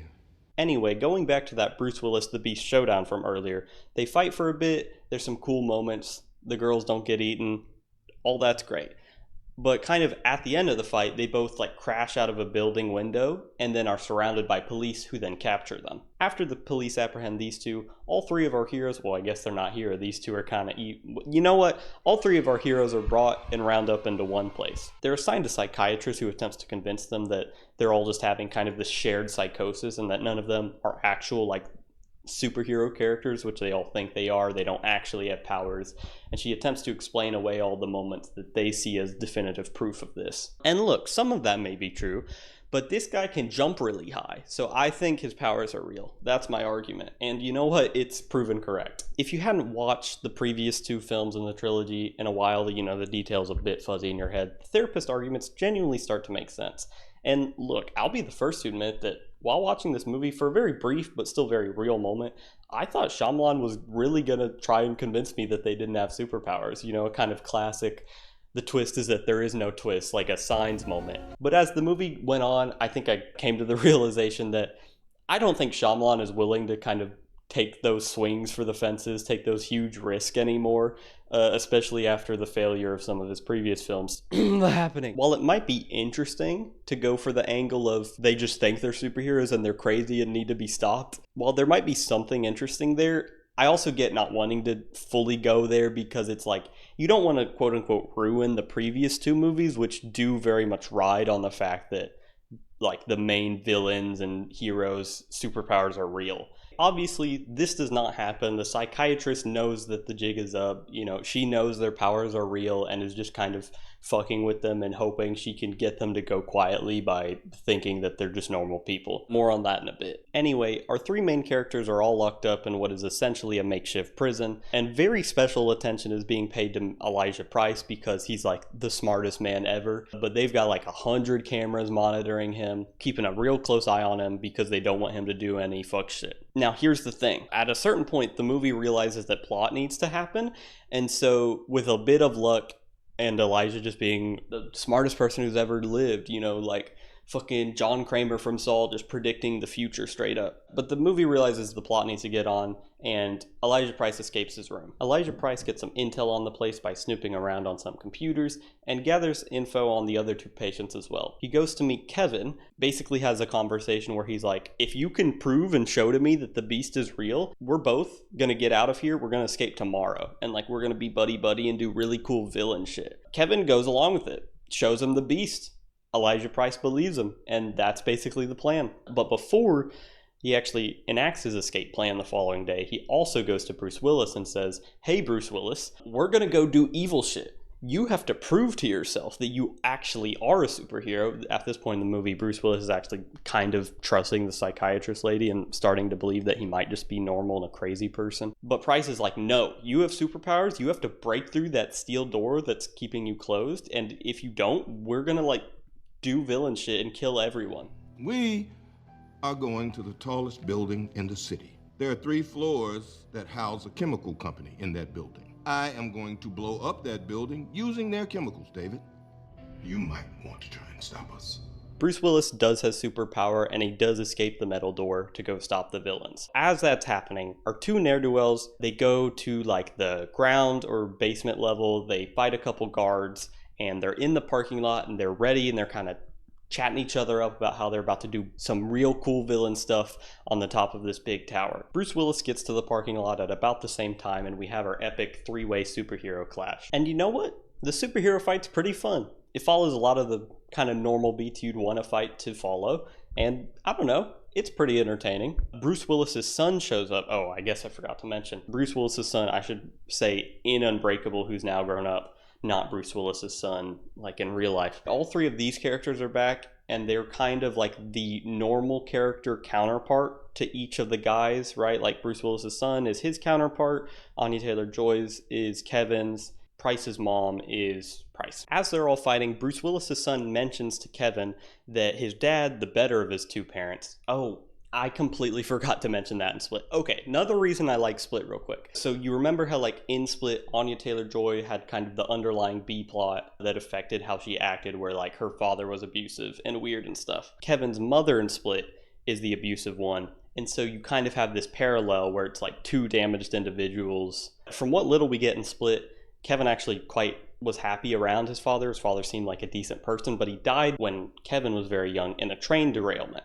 In this movie, in Glass, Bruce Willis's son informs Kevin that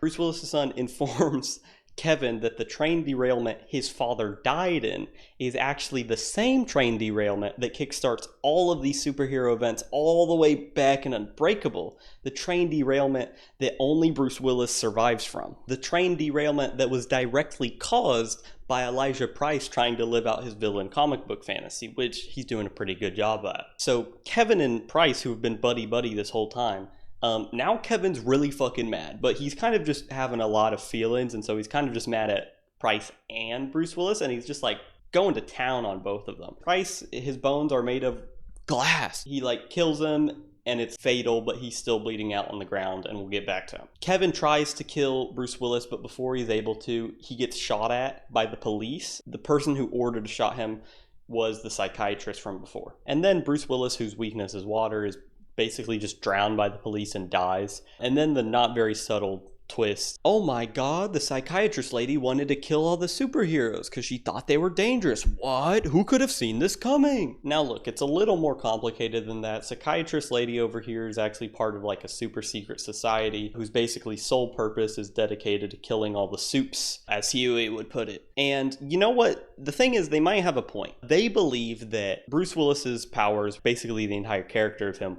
was created as a counterpart to offset Mr. Glass, Price, who's doing evil shit all the time. And they think that if people realize that their powers are real, a bunch of other supervillains will crop up all around the world, and obviously that'll lead to like untold amounts of carnage and civilian casualties and like some bad stuff. Although given the makeup of the super secret society, I kind of have a slight suspicion that they might care more just about generally preserving the status quo than actually like saving people. But oh well, people can be right for the wrong reasons. This whole time Elijah Price has been slowly bleeding out on the ground, about to die. But right before he dies, he tells his mother that this very climactic event was not the final act, but rather an origin story for much more to come. Turns out while Price was on that computer a while back, he just yoinked like a flash drive of a bunch of the recording cameras that like have real proof of these people's superhero powers, and he basically like uploads it to twitch.com. Real quick side note, I think I want to start streaming soon. The next video I want to make is about Pokemon, and I need some b-roll and also really want to play a Pokemon Nuzlocke. So I think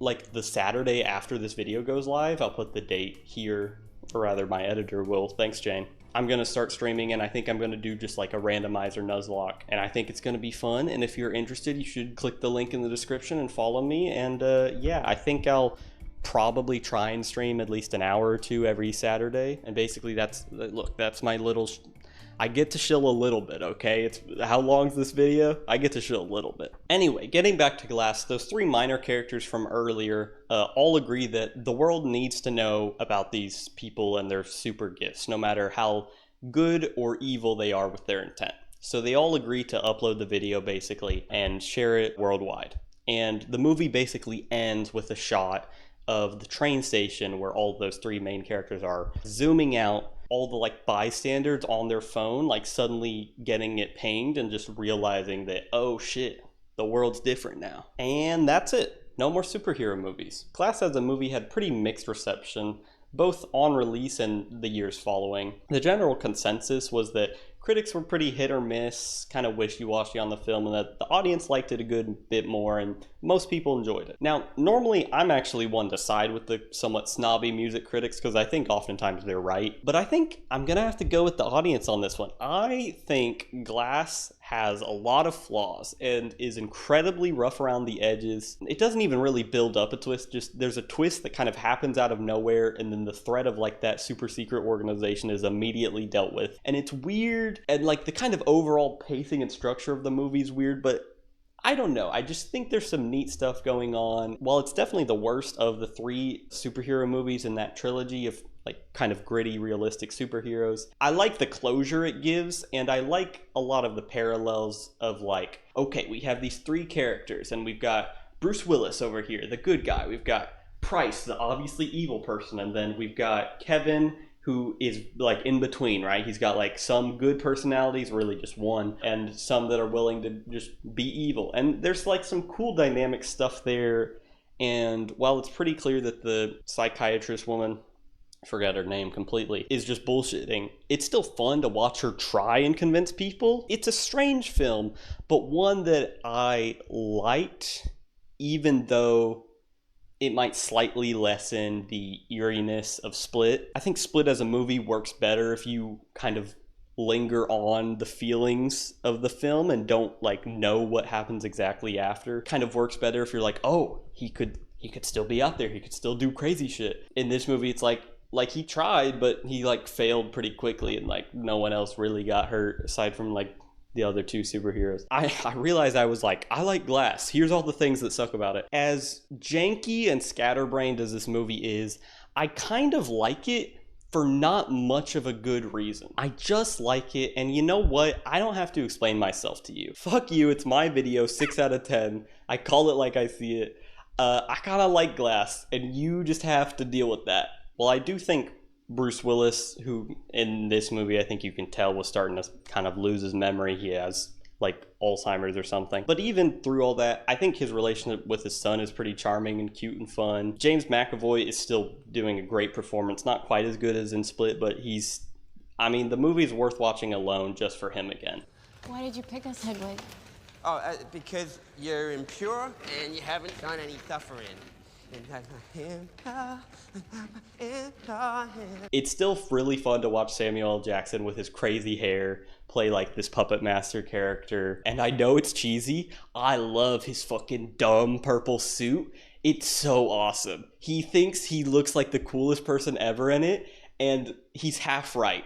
But this is great costume design. Shout out to whoever made that. It's awesome. I love it. To point out a few more issues, because apparently I have a ton of things to say about the movie Glass. The main issue with Glass, aside from any of its weird plot contrivances or story beats being kind of all over the place, Glass constantly references 2 other better movies. There are like times where you just wish you were watching Split or Unbreakable instead. It kind of has to, right? It was made so far after Unbreakable. I get why you need to remind the audience of Unbreakable. It says something when your movie just keeps referencing better movies as kind of a crutch. Also, real quick, I gotta rant about Anya Taylor-Joy's character for a second. I feel like she doesn't act like a human. I get that at the end of Split, Kevin like semi let you go, like semi spared you and just let you run off and be okay.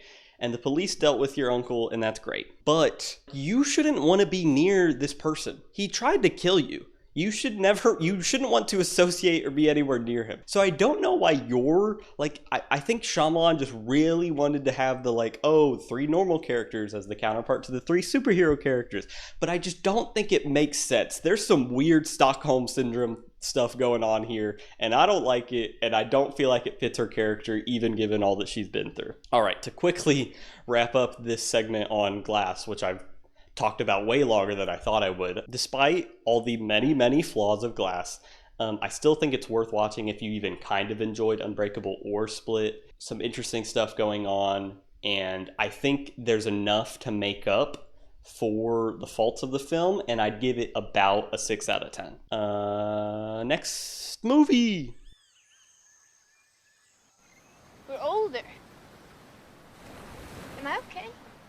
She's definitely aged. Well, that about sums up the movie there, doesn't it? My initial thoughts to Old are, oh my god, that was so much worse than I ever thought it could have been. What the hell did I just watch? What a miserable film. I hate every single character in this movie. They're all really dumb and didn't deserve the short lives they had. I mean, what the fuck, M. Night? Old is a movie about a family that goes on an island vacation, and once they get there, the resort offers them a trip to a private and remote beach. The family takes them up on their offer, but what do you know? The beach makes you... There are also other people at the beach, and then things start happening, like an old woman starts dying, someone has like a tumor in them and it keeps growing because they have cancer? I don't know exactly, but what I do know is that I exactly don't really care at this point. Things continue in this fashion for what feels like the whole movie, but our characters actually try very little in the way of actually attempting to escape from the beach. Don't get me wrong, they try some stuff, but because of dumb Looney Tunes ass logic, they can't just leave from where they came from, and after trying like 2 things total that don't work, they just kind of give up and all start dying. The 2 things they try is that one of the characters tries to climb over the rocks, and then they fall, and so that's not going to work. And then another character tries to swim like around the beach, past this like cove thing, but they can't do it. The tides are too strong. She looked like Michael Phelps swimming out there, backstroking and whatnot. She swam way the hell out. What did you say?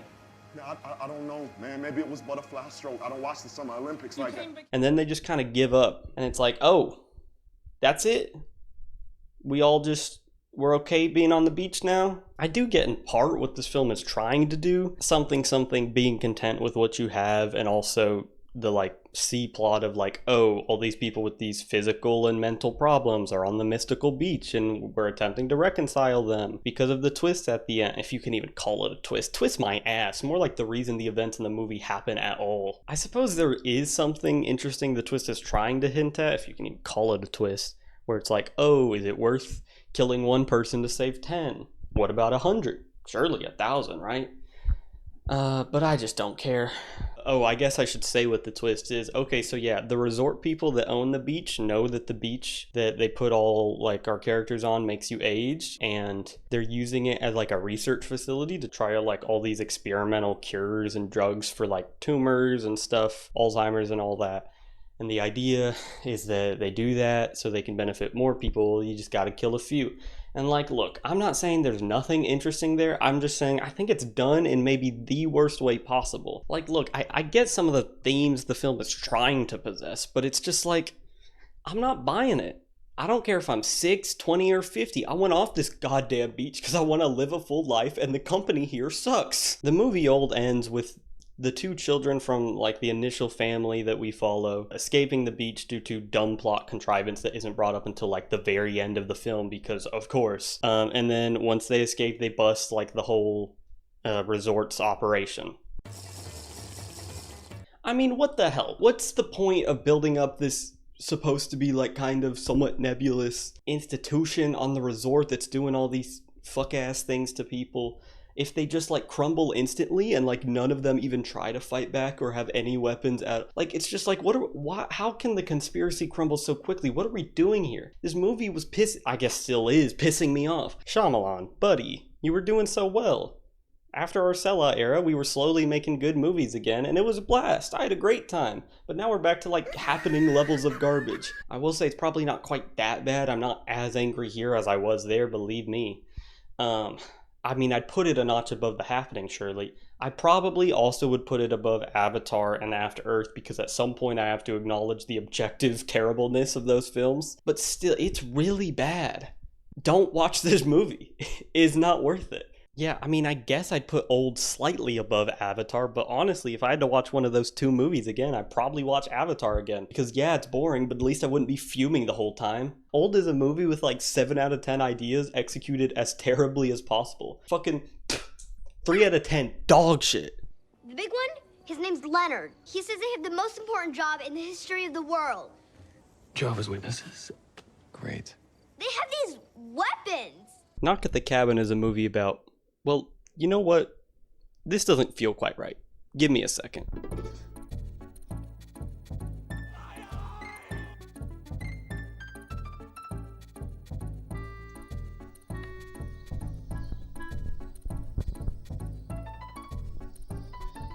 There we go. That's a little more fitting. Knock at the Cabin is about a family that goes on vacation to a remote cabin in the woods. The daughter of the family, Wen, is out collecting grasshoppers when she is met by Leonard, while she's collecting grasshoppers in like this big ass jar. Wen, being a little scared, runs back to the cabin and tells her parents what happened, and they seem relatively unconcerned, kind of wondering if she's just making shit up. But then, Leonard, along with 3 other people, very much knock on their door, come to their cabin, and say that if they don't let them in, that they're gonna break in. So yeah, the level of concern kind of shoots up pretty quickly. Obviously, Eric and Andrew, the 2 parents in this situation, don't just let these strangers walk in. And because they don't, they break in. After breaking in, the invaders tie up the 2 parents and tell them that they have to make an impossible decision.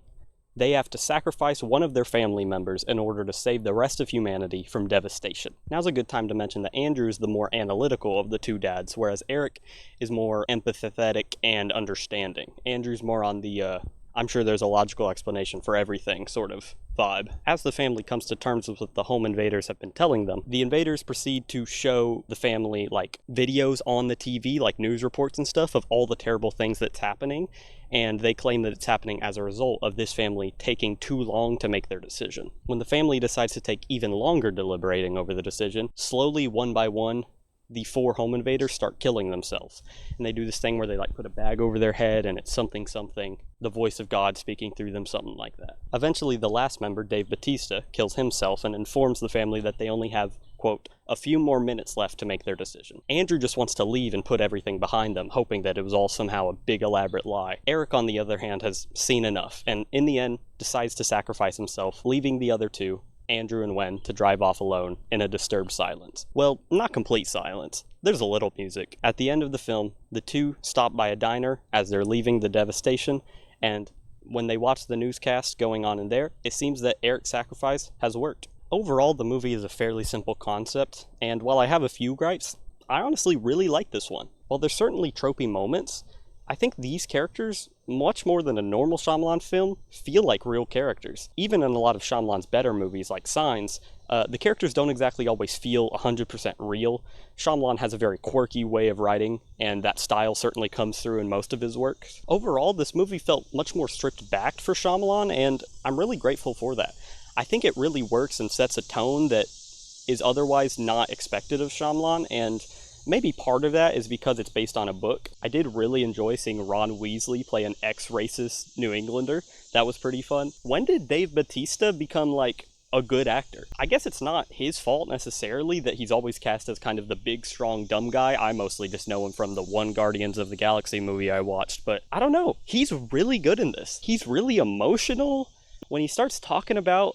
Okay, so real quick, in the movie Dave Bautista, he's like a coach at I think, high school, and he teaches these kids basketball, and he goes on a rant about how both his men's and women's teams aren't very good. They got, like, bad losing records, but about how much it means to him and them, and it's really sweet, honestly. Sorry, a big-ass branch just fell.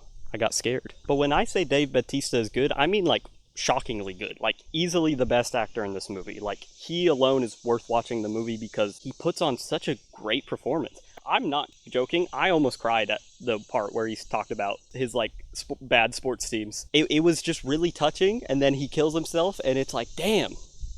I liked Leonard. This is a picture of some of the kids I coach. So we're not very good. If you could hear them laugh, you'd understand why I'm here. After the terrible taste in my mouth that old left, this movie has officially gotten me back on the Shyamalan train, and I don't think it's just because of comparative quality. I think Knock at the Cabin is just like a pretty good movie, like a solid 7 out of 10. That being said, I do have 2 criticisms of the movie. One, I would have preferred if it was left a little more open-ended. I do think the last scene where they're in the diner and it basically confirms that Eric sacrificing himself was the right decision, while very nice, and certainly puts a nice little bow on everything, is a little too final for my opinion. And the kind of ongoing, B-plot in the movie is, oh, what if it's all made up, and, these 4 people just, hate gay people and want to kill them? And there's a couple moments where, you kind of start to believe that. But the ending kind of loses all the mystery the film could have had, and I think it would have been slightly better and more intriguing to me if it was left a little more open-ended. The other much more minor critique I have is that in one of the ending scenes when Andrew and Wen are driving off, they keep kind of turning on and off the song that was playing earlier in the film. And I think you can get away doing it once, maybe twice, to have a strange, bittersweet sort of feeling towards the end of the film. But they do it a little too much. And also, I think it just would have been better, honestly, if we had 20 seconds of them driving in complete silence. I would have enjoyed that. But yeah, overall, I really like Knock at the Cabin. I think it's definitely worth watching. Dave Bautista's really good in it. I'd give it a 7 out of 10. And yeah, that's about all I have to say in it. Now I finally get to leave. Don't get me wrong, it's very pretty where I'm at right now, but I'm getting bit by mosquitoes. I'm sweating a lot. It's time to go. Save him. Catch me. Save him. Catch me. By the way, it was a great show. In Trap, we follow Cooper, a firefighter who takes his daughter to a concert so that they can see their new favorite artist, Lady Raven. There is, however, one small problem. Our friend Cooper here has a little side hustle of being a serial killer, and a pretty famous one at that. The local news stations have given him the name the Butcher because he chops people up. I mean, it's not particularly creative, but I suppose if it gets the point across, fair enough. It's revealed pretty early on in this film that the police somehow know a serial killer is going to be attending this concert, and so they set the whole event up as like a trap. Very early on, the film establishes itself and kind of inquires the audience to wonder, I wonder what's going to happen. Is he going to get out? Will the police catch him? I don't know. Mystery and intrigue awaits. Before we continue talking about the plot, I want to take a moment to pause here real quick and tell you why I wanted to make this video in the first place. Sometime about a year ago, at least as of recording this, I saw a movie called Thelma, an admittedly pretty fun comedy movie that I promptly forgot about as soon as I left the theater. This showing is where I first saw the trailer for Trap, a movie which at the time I thought looked kind of interesting, but once I realized it was directed and created by Shyamalan, my interest was thoroughly piqued. Now, keep in mind, at this point, I had only seen some of Shyamalan's movies, mostly his good ones, and the bad ones of his I did see. I didn't really remember even being Shyamalan. I just knew they were bad and didn't really internalize them as being parts of his work. So naturally, in my head, after thinking, oh, that movie will probably be pretty fun. Oh, and it's Shyamalan, so there'll probably be a twist. I wonder what the twist will be. Maybe there'll be a second serial killer. Or maybe the real serial killer is going to be not Cooper, but his daughter, rather. That'd be interesting. There's some cool stuff there. Maybe there's two serial killers, and then for whatever reason, the second serial killer tries to serial kill the other serial killer, but in the process, they fail and get serial killed by the first serial killer. I think there were about 100 different ways to make this movie fun. Not a masterpiece, but fun is very much on the board in terms of what you could do with a crazy or silly twist here. As I pondered the trailer for Trap and what bullshit Shyamalan was about to try and pull, the thought came across my mind, you know, the movie comes out pretty soon. Maybe I should watch all his other films to kind of get a better idea of what I'm getting myself into. Especially his newer ones should give me a good amount of insight into what Trap will be like, right? Kinda. And I watched all his movies, I did exactly that, and it brought me to here. One movie left. Needless to say, I was rooting for this film. I was hoping to have an entertaining film that was still pretty clever and fun to watch. And I have to say, it was a pretty big disappointment. Now, I for one will admit that I absolutely built this movie up way too much in my head before watching it. So I suspect the average audience reception is much closer to only slightly disappointed, whereas I was extremely disappointed. To properly explain why I was so let down by the movie, I think we should return to talking about its plot. To get back where we left off on the plot, the FBI is pretty much completely encircled and trapped this concert venue that they somehow know a serial killer is going to be at, and they're looking for him. Cooper realizes the whole event is a setup pretty early on in the movie, and after that, we start to get a small glimpse into the film that was promised to us. We get to see Cooper sneak into places he shouldn't, cause multiple diversions, and even get his hand on a walkie-talkie that allows him to hear everything the police who are tracking him down are saying about him, so he can react accordingly. These moments, while they come a bit too easy for Cooper, are still fun to watch, and the biggest issue this movie has is that there just aren't enough of them. One of the reasons we don't get too many moments like this is because we have to keep cutting back to Cooper's daughter, who's just enjoying herself in the venue, and Cooper has to keep going back and making up different excuses to leave to appear normal to his family. Too much screen time in this film is focused on covering the actual concert. And look, you could have made this kind of good, right? There's a lot of interesting things with lighting that you can do that, you know, a concert setting provides. We get a couple scenes where we see like these back alley entrances that all the artists come on stage from, and the movie like zooms in and really focuses on one area in particular, making you think we're going to use it, and that could have been interesting. It was setting up for something interesting, but it didn't ever really materialize. It's just kind of a bad use of Chekhov's secret underground tunnel. Sorry, I don't mean to focus on it, but like, why does the film feel the need to focus on it? We never like go through this back alley underground tunnel. I don't understand why. Is it just so we could see Kid Cudi come out of it one time? Its inclusion feels strange to me. No, that's Sparrow Fig. I specifically said I wanted honeysuckle sour kombucha, bitch. Of course you did. I can fix that. Knock on the door. Yes. Knock harder. Damn. Hey. Cooper actually escapes the venue pretty early into the film, leaving the police to chase them by car. Cooper, while in the car, realizes the person who gave the anonymous tip to the police, informing them that he'd be at the concert, is actually his wife. So he drives back home to kill her, and After confronting her, they have a bit of a talk, a bit of a back and forth. Right as Cooper's about to kill his wife, he gets tased by a bunch of police officers who knew this was all going to happen, who had set up the setup. Cooper is slowly walked to like the inside of a, is it an emergency? He's walked slowly inside to a vehicle where he will later be put into jail. Now, as he's walking up, he kind of stumbles, he falls, he does a whole routine next to his bike as if he's really sad that he's about to lose his family and stuff. And what all the guards that are watching him don't know is that he takes the time here to actually like pull a little metal rod out of one of the spokes of the bike and like stuff it in his sleeve. He gets into the car where he's handcuffed, and the film ends on a shot of him just looking like this. It's implied that he will use it to uncuff himself and keep doing murder things. If the film's plot was just what I told you, I would still be very disappointed, but more or less okay with its existence. The big issue of the film is something that up until this point I've been not really diving into detail about, and that of course is Lady Raven. Okay, so Lady Raven is the artist that the entire concert is based around, and while she's a fairly believable pop star in the movie, the problem with Lady Raven is threefold. Issue number one, she's in the movie too long. There's just so many concert scenes, and while having a few shots to kind of establish the setting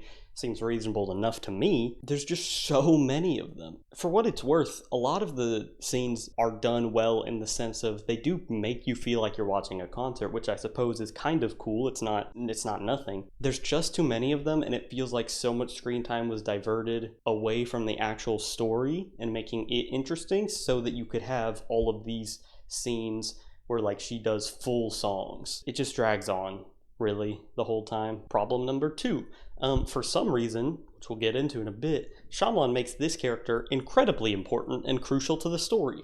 No, I don't want this. I wanted a mini, like, Catch Me If You Can style thriller with a little bit of Shyamalan murdery flair thrown in there. That's what I wanted. I didn't want to watch a character I don't care about attempt to reason with a serial killer who hasn't even done that much serial killing. Problem number three is that even though she's in the film and very crucial in terms of like how Cooper actually ends up escaping from the concert, she doesn't actually do much. Like, she doesn't save many people. I guess she does save the one guy, although if you polled 1,000 people immediately after they watched this film, I don't think any of them could tell you his name, because I don't even know if they give him a name. There's just so much time spent on the concert scenes and this character, and they don't really add much to the movie. In fact, they definitely detract. I just feel like we had an overall story that could have been interesting, but so much time is wasted on this Lady Raven character. And it makes you wonder why. But if you do a little bit of research or Google the cast or just read the credits at the end, you can piece together why exactly this character was put in this film. The person who was cast to play Lady Raven, their name is Suleika Knight. Like M Night Shymalan. She's his daughter. And what do you know? She's actually a musician in real life. And she released an album pretty recently, like in 2022, I think. Oh, I think I get it now. I've been had, bamboozled, betwixt, tricked. I've been tricked into watching a movie that is in actuality barely disguised as a vanity project so that M Night Shyamalan's daughter can pretend to be a more successful musician than she is, while at the same time getting some self-promo on top. Oh. That sucks. Now, I do want to say here real quick that I do feel a bit mean being this critical of Suleika Knight's inclusion in the movie. I do think she very much detracts from the film, but also I understand that music can be a very personal thing, and I don't want to like rain on someone's parade. And I mean, you know, for what it's worth, like, she's not a terrible singer. It's not like, you know, they wheeled up someone on stage who really couldn't sing. Like, she has a decent voice. Not my cup of tea personally, but like, I could understand why someone might like her music, but it just feels all too fake. As I kind of rant and talk about why I don't like this character's inclusion, I want you to know it doesn't come from a hatred of this person, but rather a vast disappointment in this person's abilities. I very much blame Shyamalan here. Look, if your daughter asked to be in your movie, you should have the foresight to either give them a very small cameo and not make them central to the plot, or simply not do it. This, in my head, is how I imagine Trap was made. Hey Dad, can you put me in your movie so I get like more fame with my like music career? Why, of course, daughter. Anything for you. I don't know why in my head Shyamalan is a 1950s like transatlantic aristocrat, but just roll with it.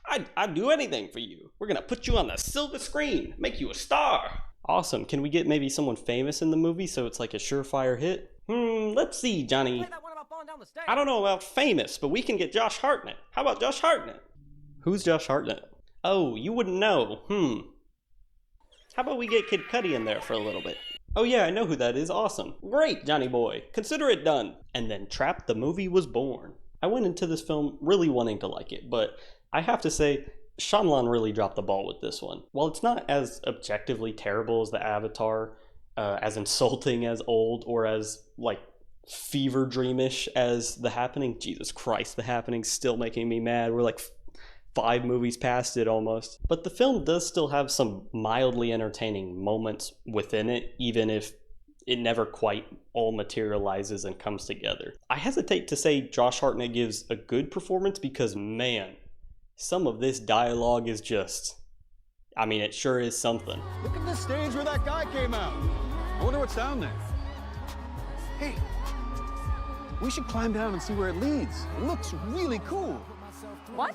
While Josh Hartnett doesn't give a good performance, he certainly does give an entertaining one, I think. I don't think Josh Hartnett as a serial killer really works, but I did enjoy, like, watching him in real time on set, like, try. Him trying to be intimidating in a serial killer was kind of entertaining in its own strange way. While the film's not the worst thing I've seen, we had, like, a pretty easy chance here to go for like a 5 or 6 out of 10 movie and just missed pretty bad. Now, there's still some entertaining parts. I obviously still remember Cooper's name, which, you know, counts for something. I don't remember half of Shyamalan's character's name, so I mean, the movie's at least performing the functions of a film. For all its flaws, I'd probably give Trap a very begrudging, but 4 out of 10.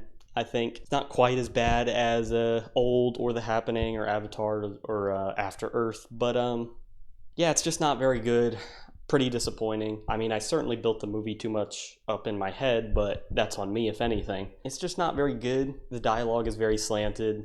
It's just a clear vanity project for his daughter. I mean, what do you know? The last time M Night Shymalan made a vanity project, it was for Will Smith and his son, and that movie didn't turn out great, so... Fortnite. You know, you'd think he'd learn at a certain point, but I guess when it's your own family, it's hard to say no. It's just not very good.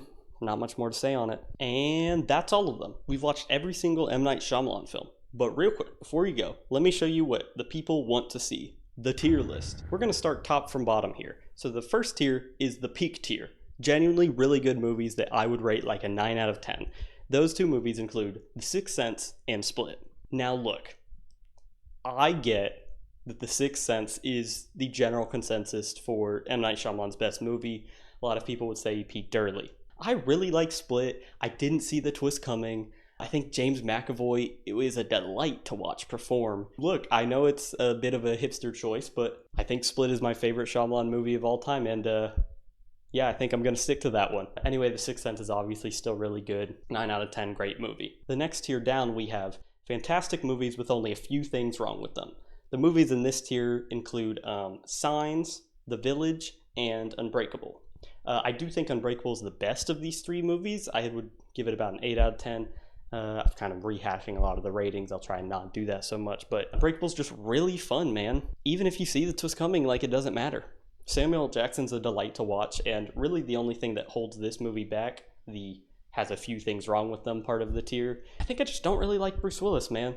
And honestly, that might not be his fault. It might just be a me thing. I'm not mesmerized by Bruce Willis's acting. He plays very straight-faced, kind of typecast, normal, like, protagonist guys in a lot of Shyamalan's movies, and I don't know, it's just not doing him a lot for me. Then we have Signs. Signs is quite good.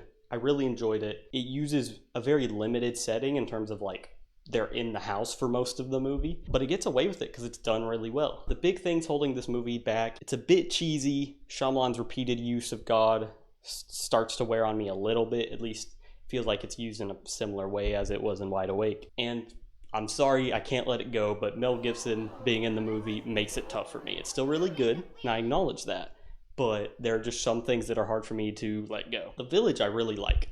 The Village I quite enjoy. I really like the sets. Honestly, the only thing that I think I personally would change is make the monsters real.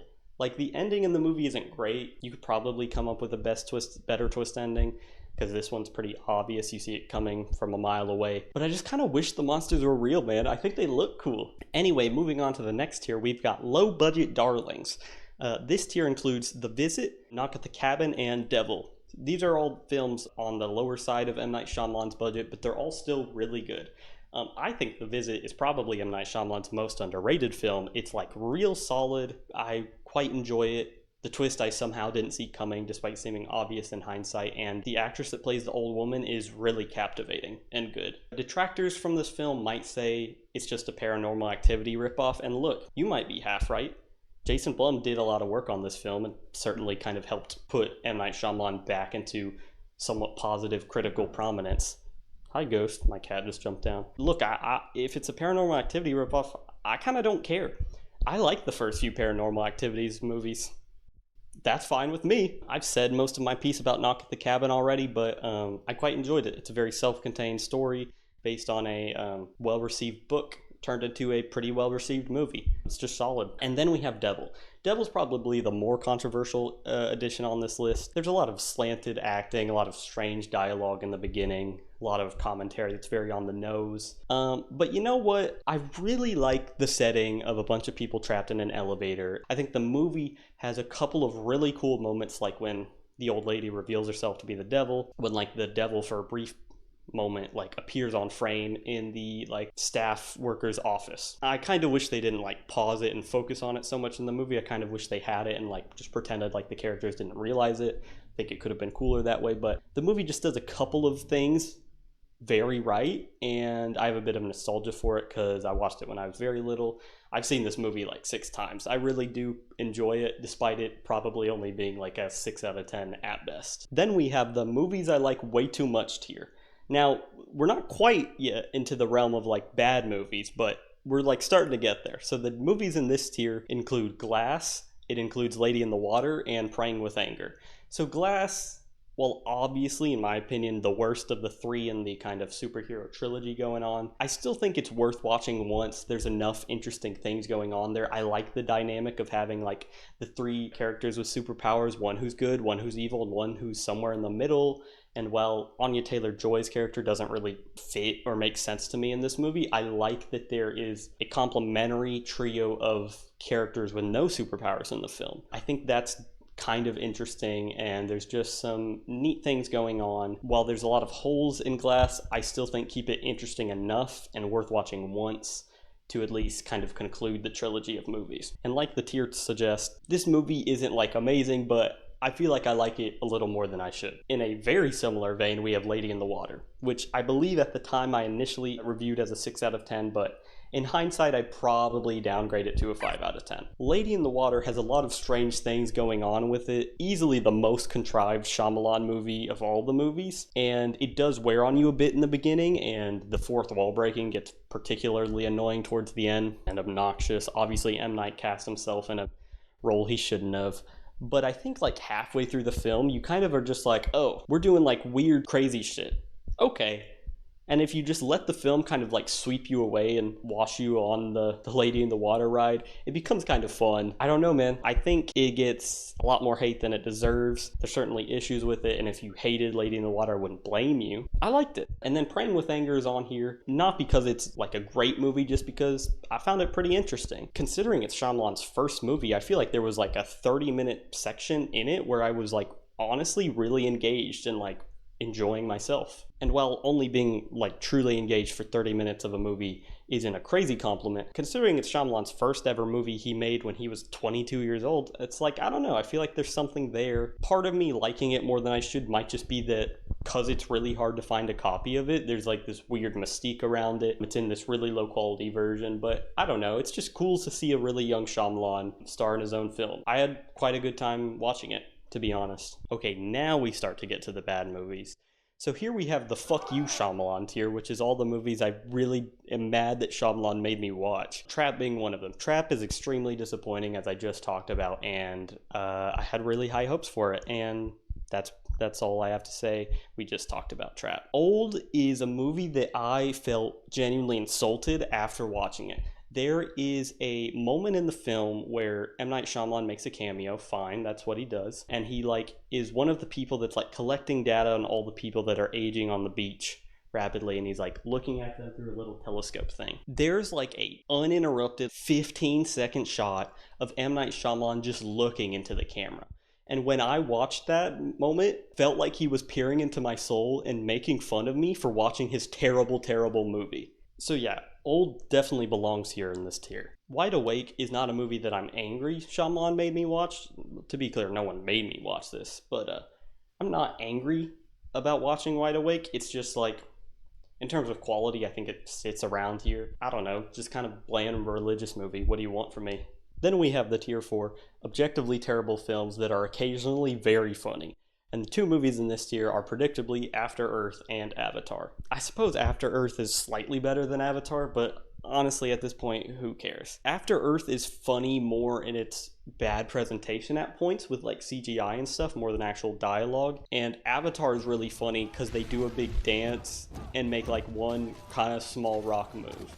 That's why Avatar is funny, and those are kind of the better things about those movies. And last but not least, we have one final tier. Why, of course, The Happening tier. The Happening is so bad that it sits in a tier all of its own. It just made me so much more upset and angry and irritated than any of the other films I've watched. I'm like still genuinely mad that a movie trying to give a decent environmental message just falls so flat that I'm like, Shyamalan, you're setting progress back 5 years. The Happening just still makes my blood boil thinking about, and I don't think there's much of anything redeeming about this film.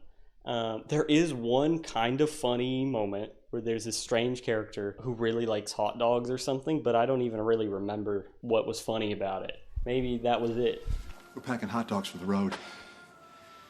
You know, hot dogs get a bad rap. They got a cool shape, they got protein. You like hot dogs, right?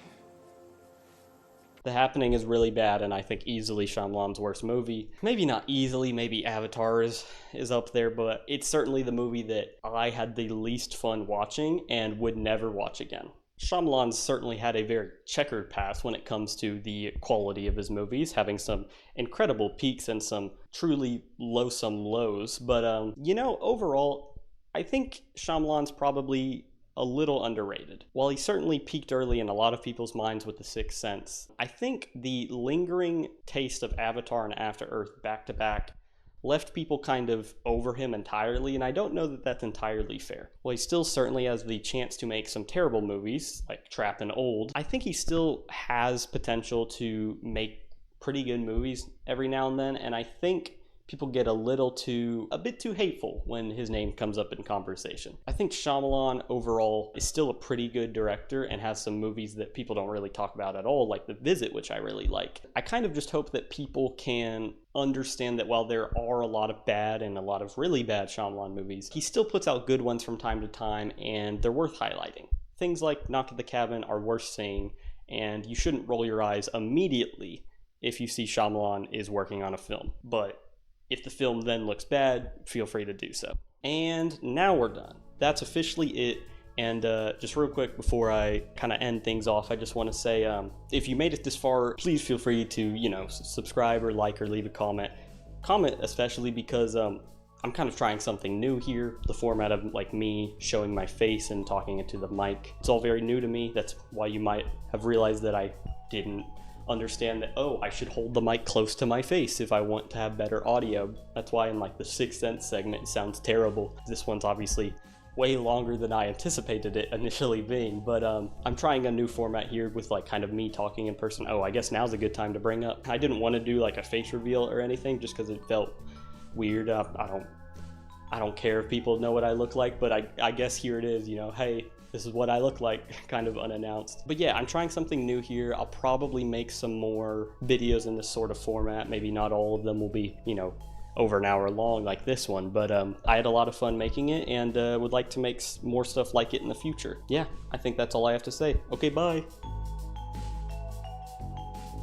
Is M Night Shymalan in Unbreakable? Yes, I play a drug dealer in Unbreakable if you look carefully, and my family are all doctors and all. I still stayed in the medical field, so you see that works out great.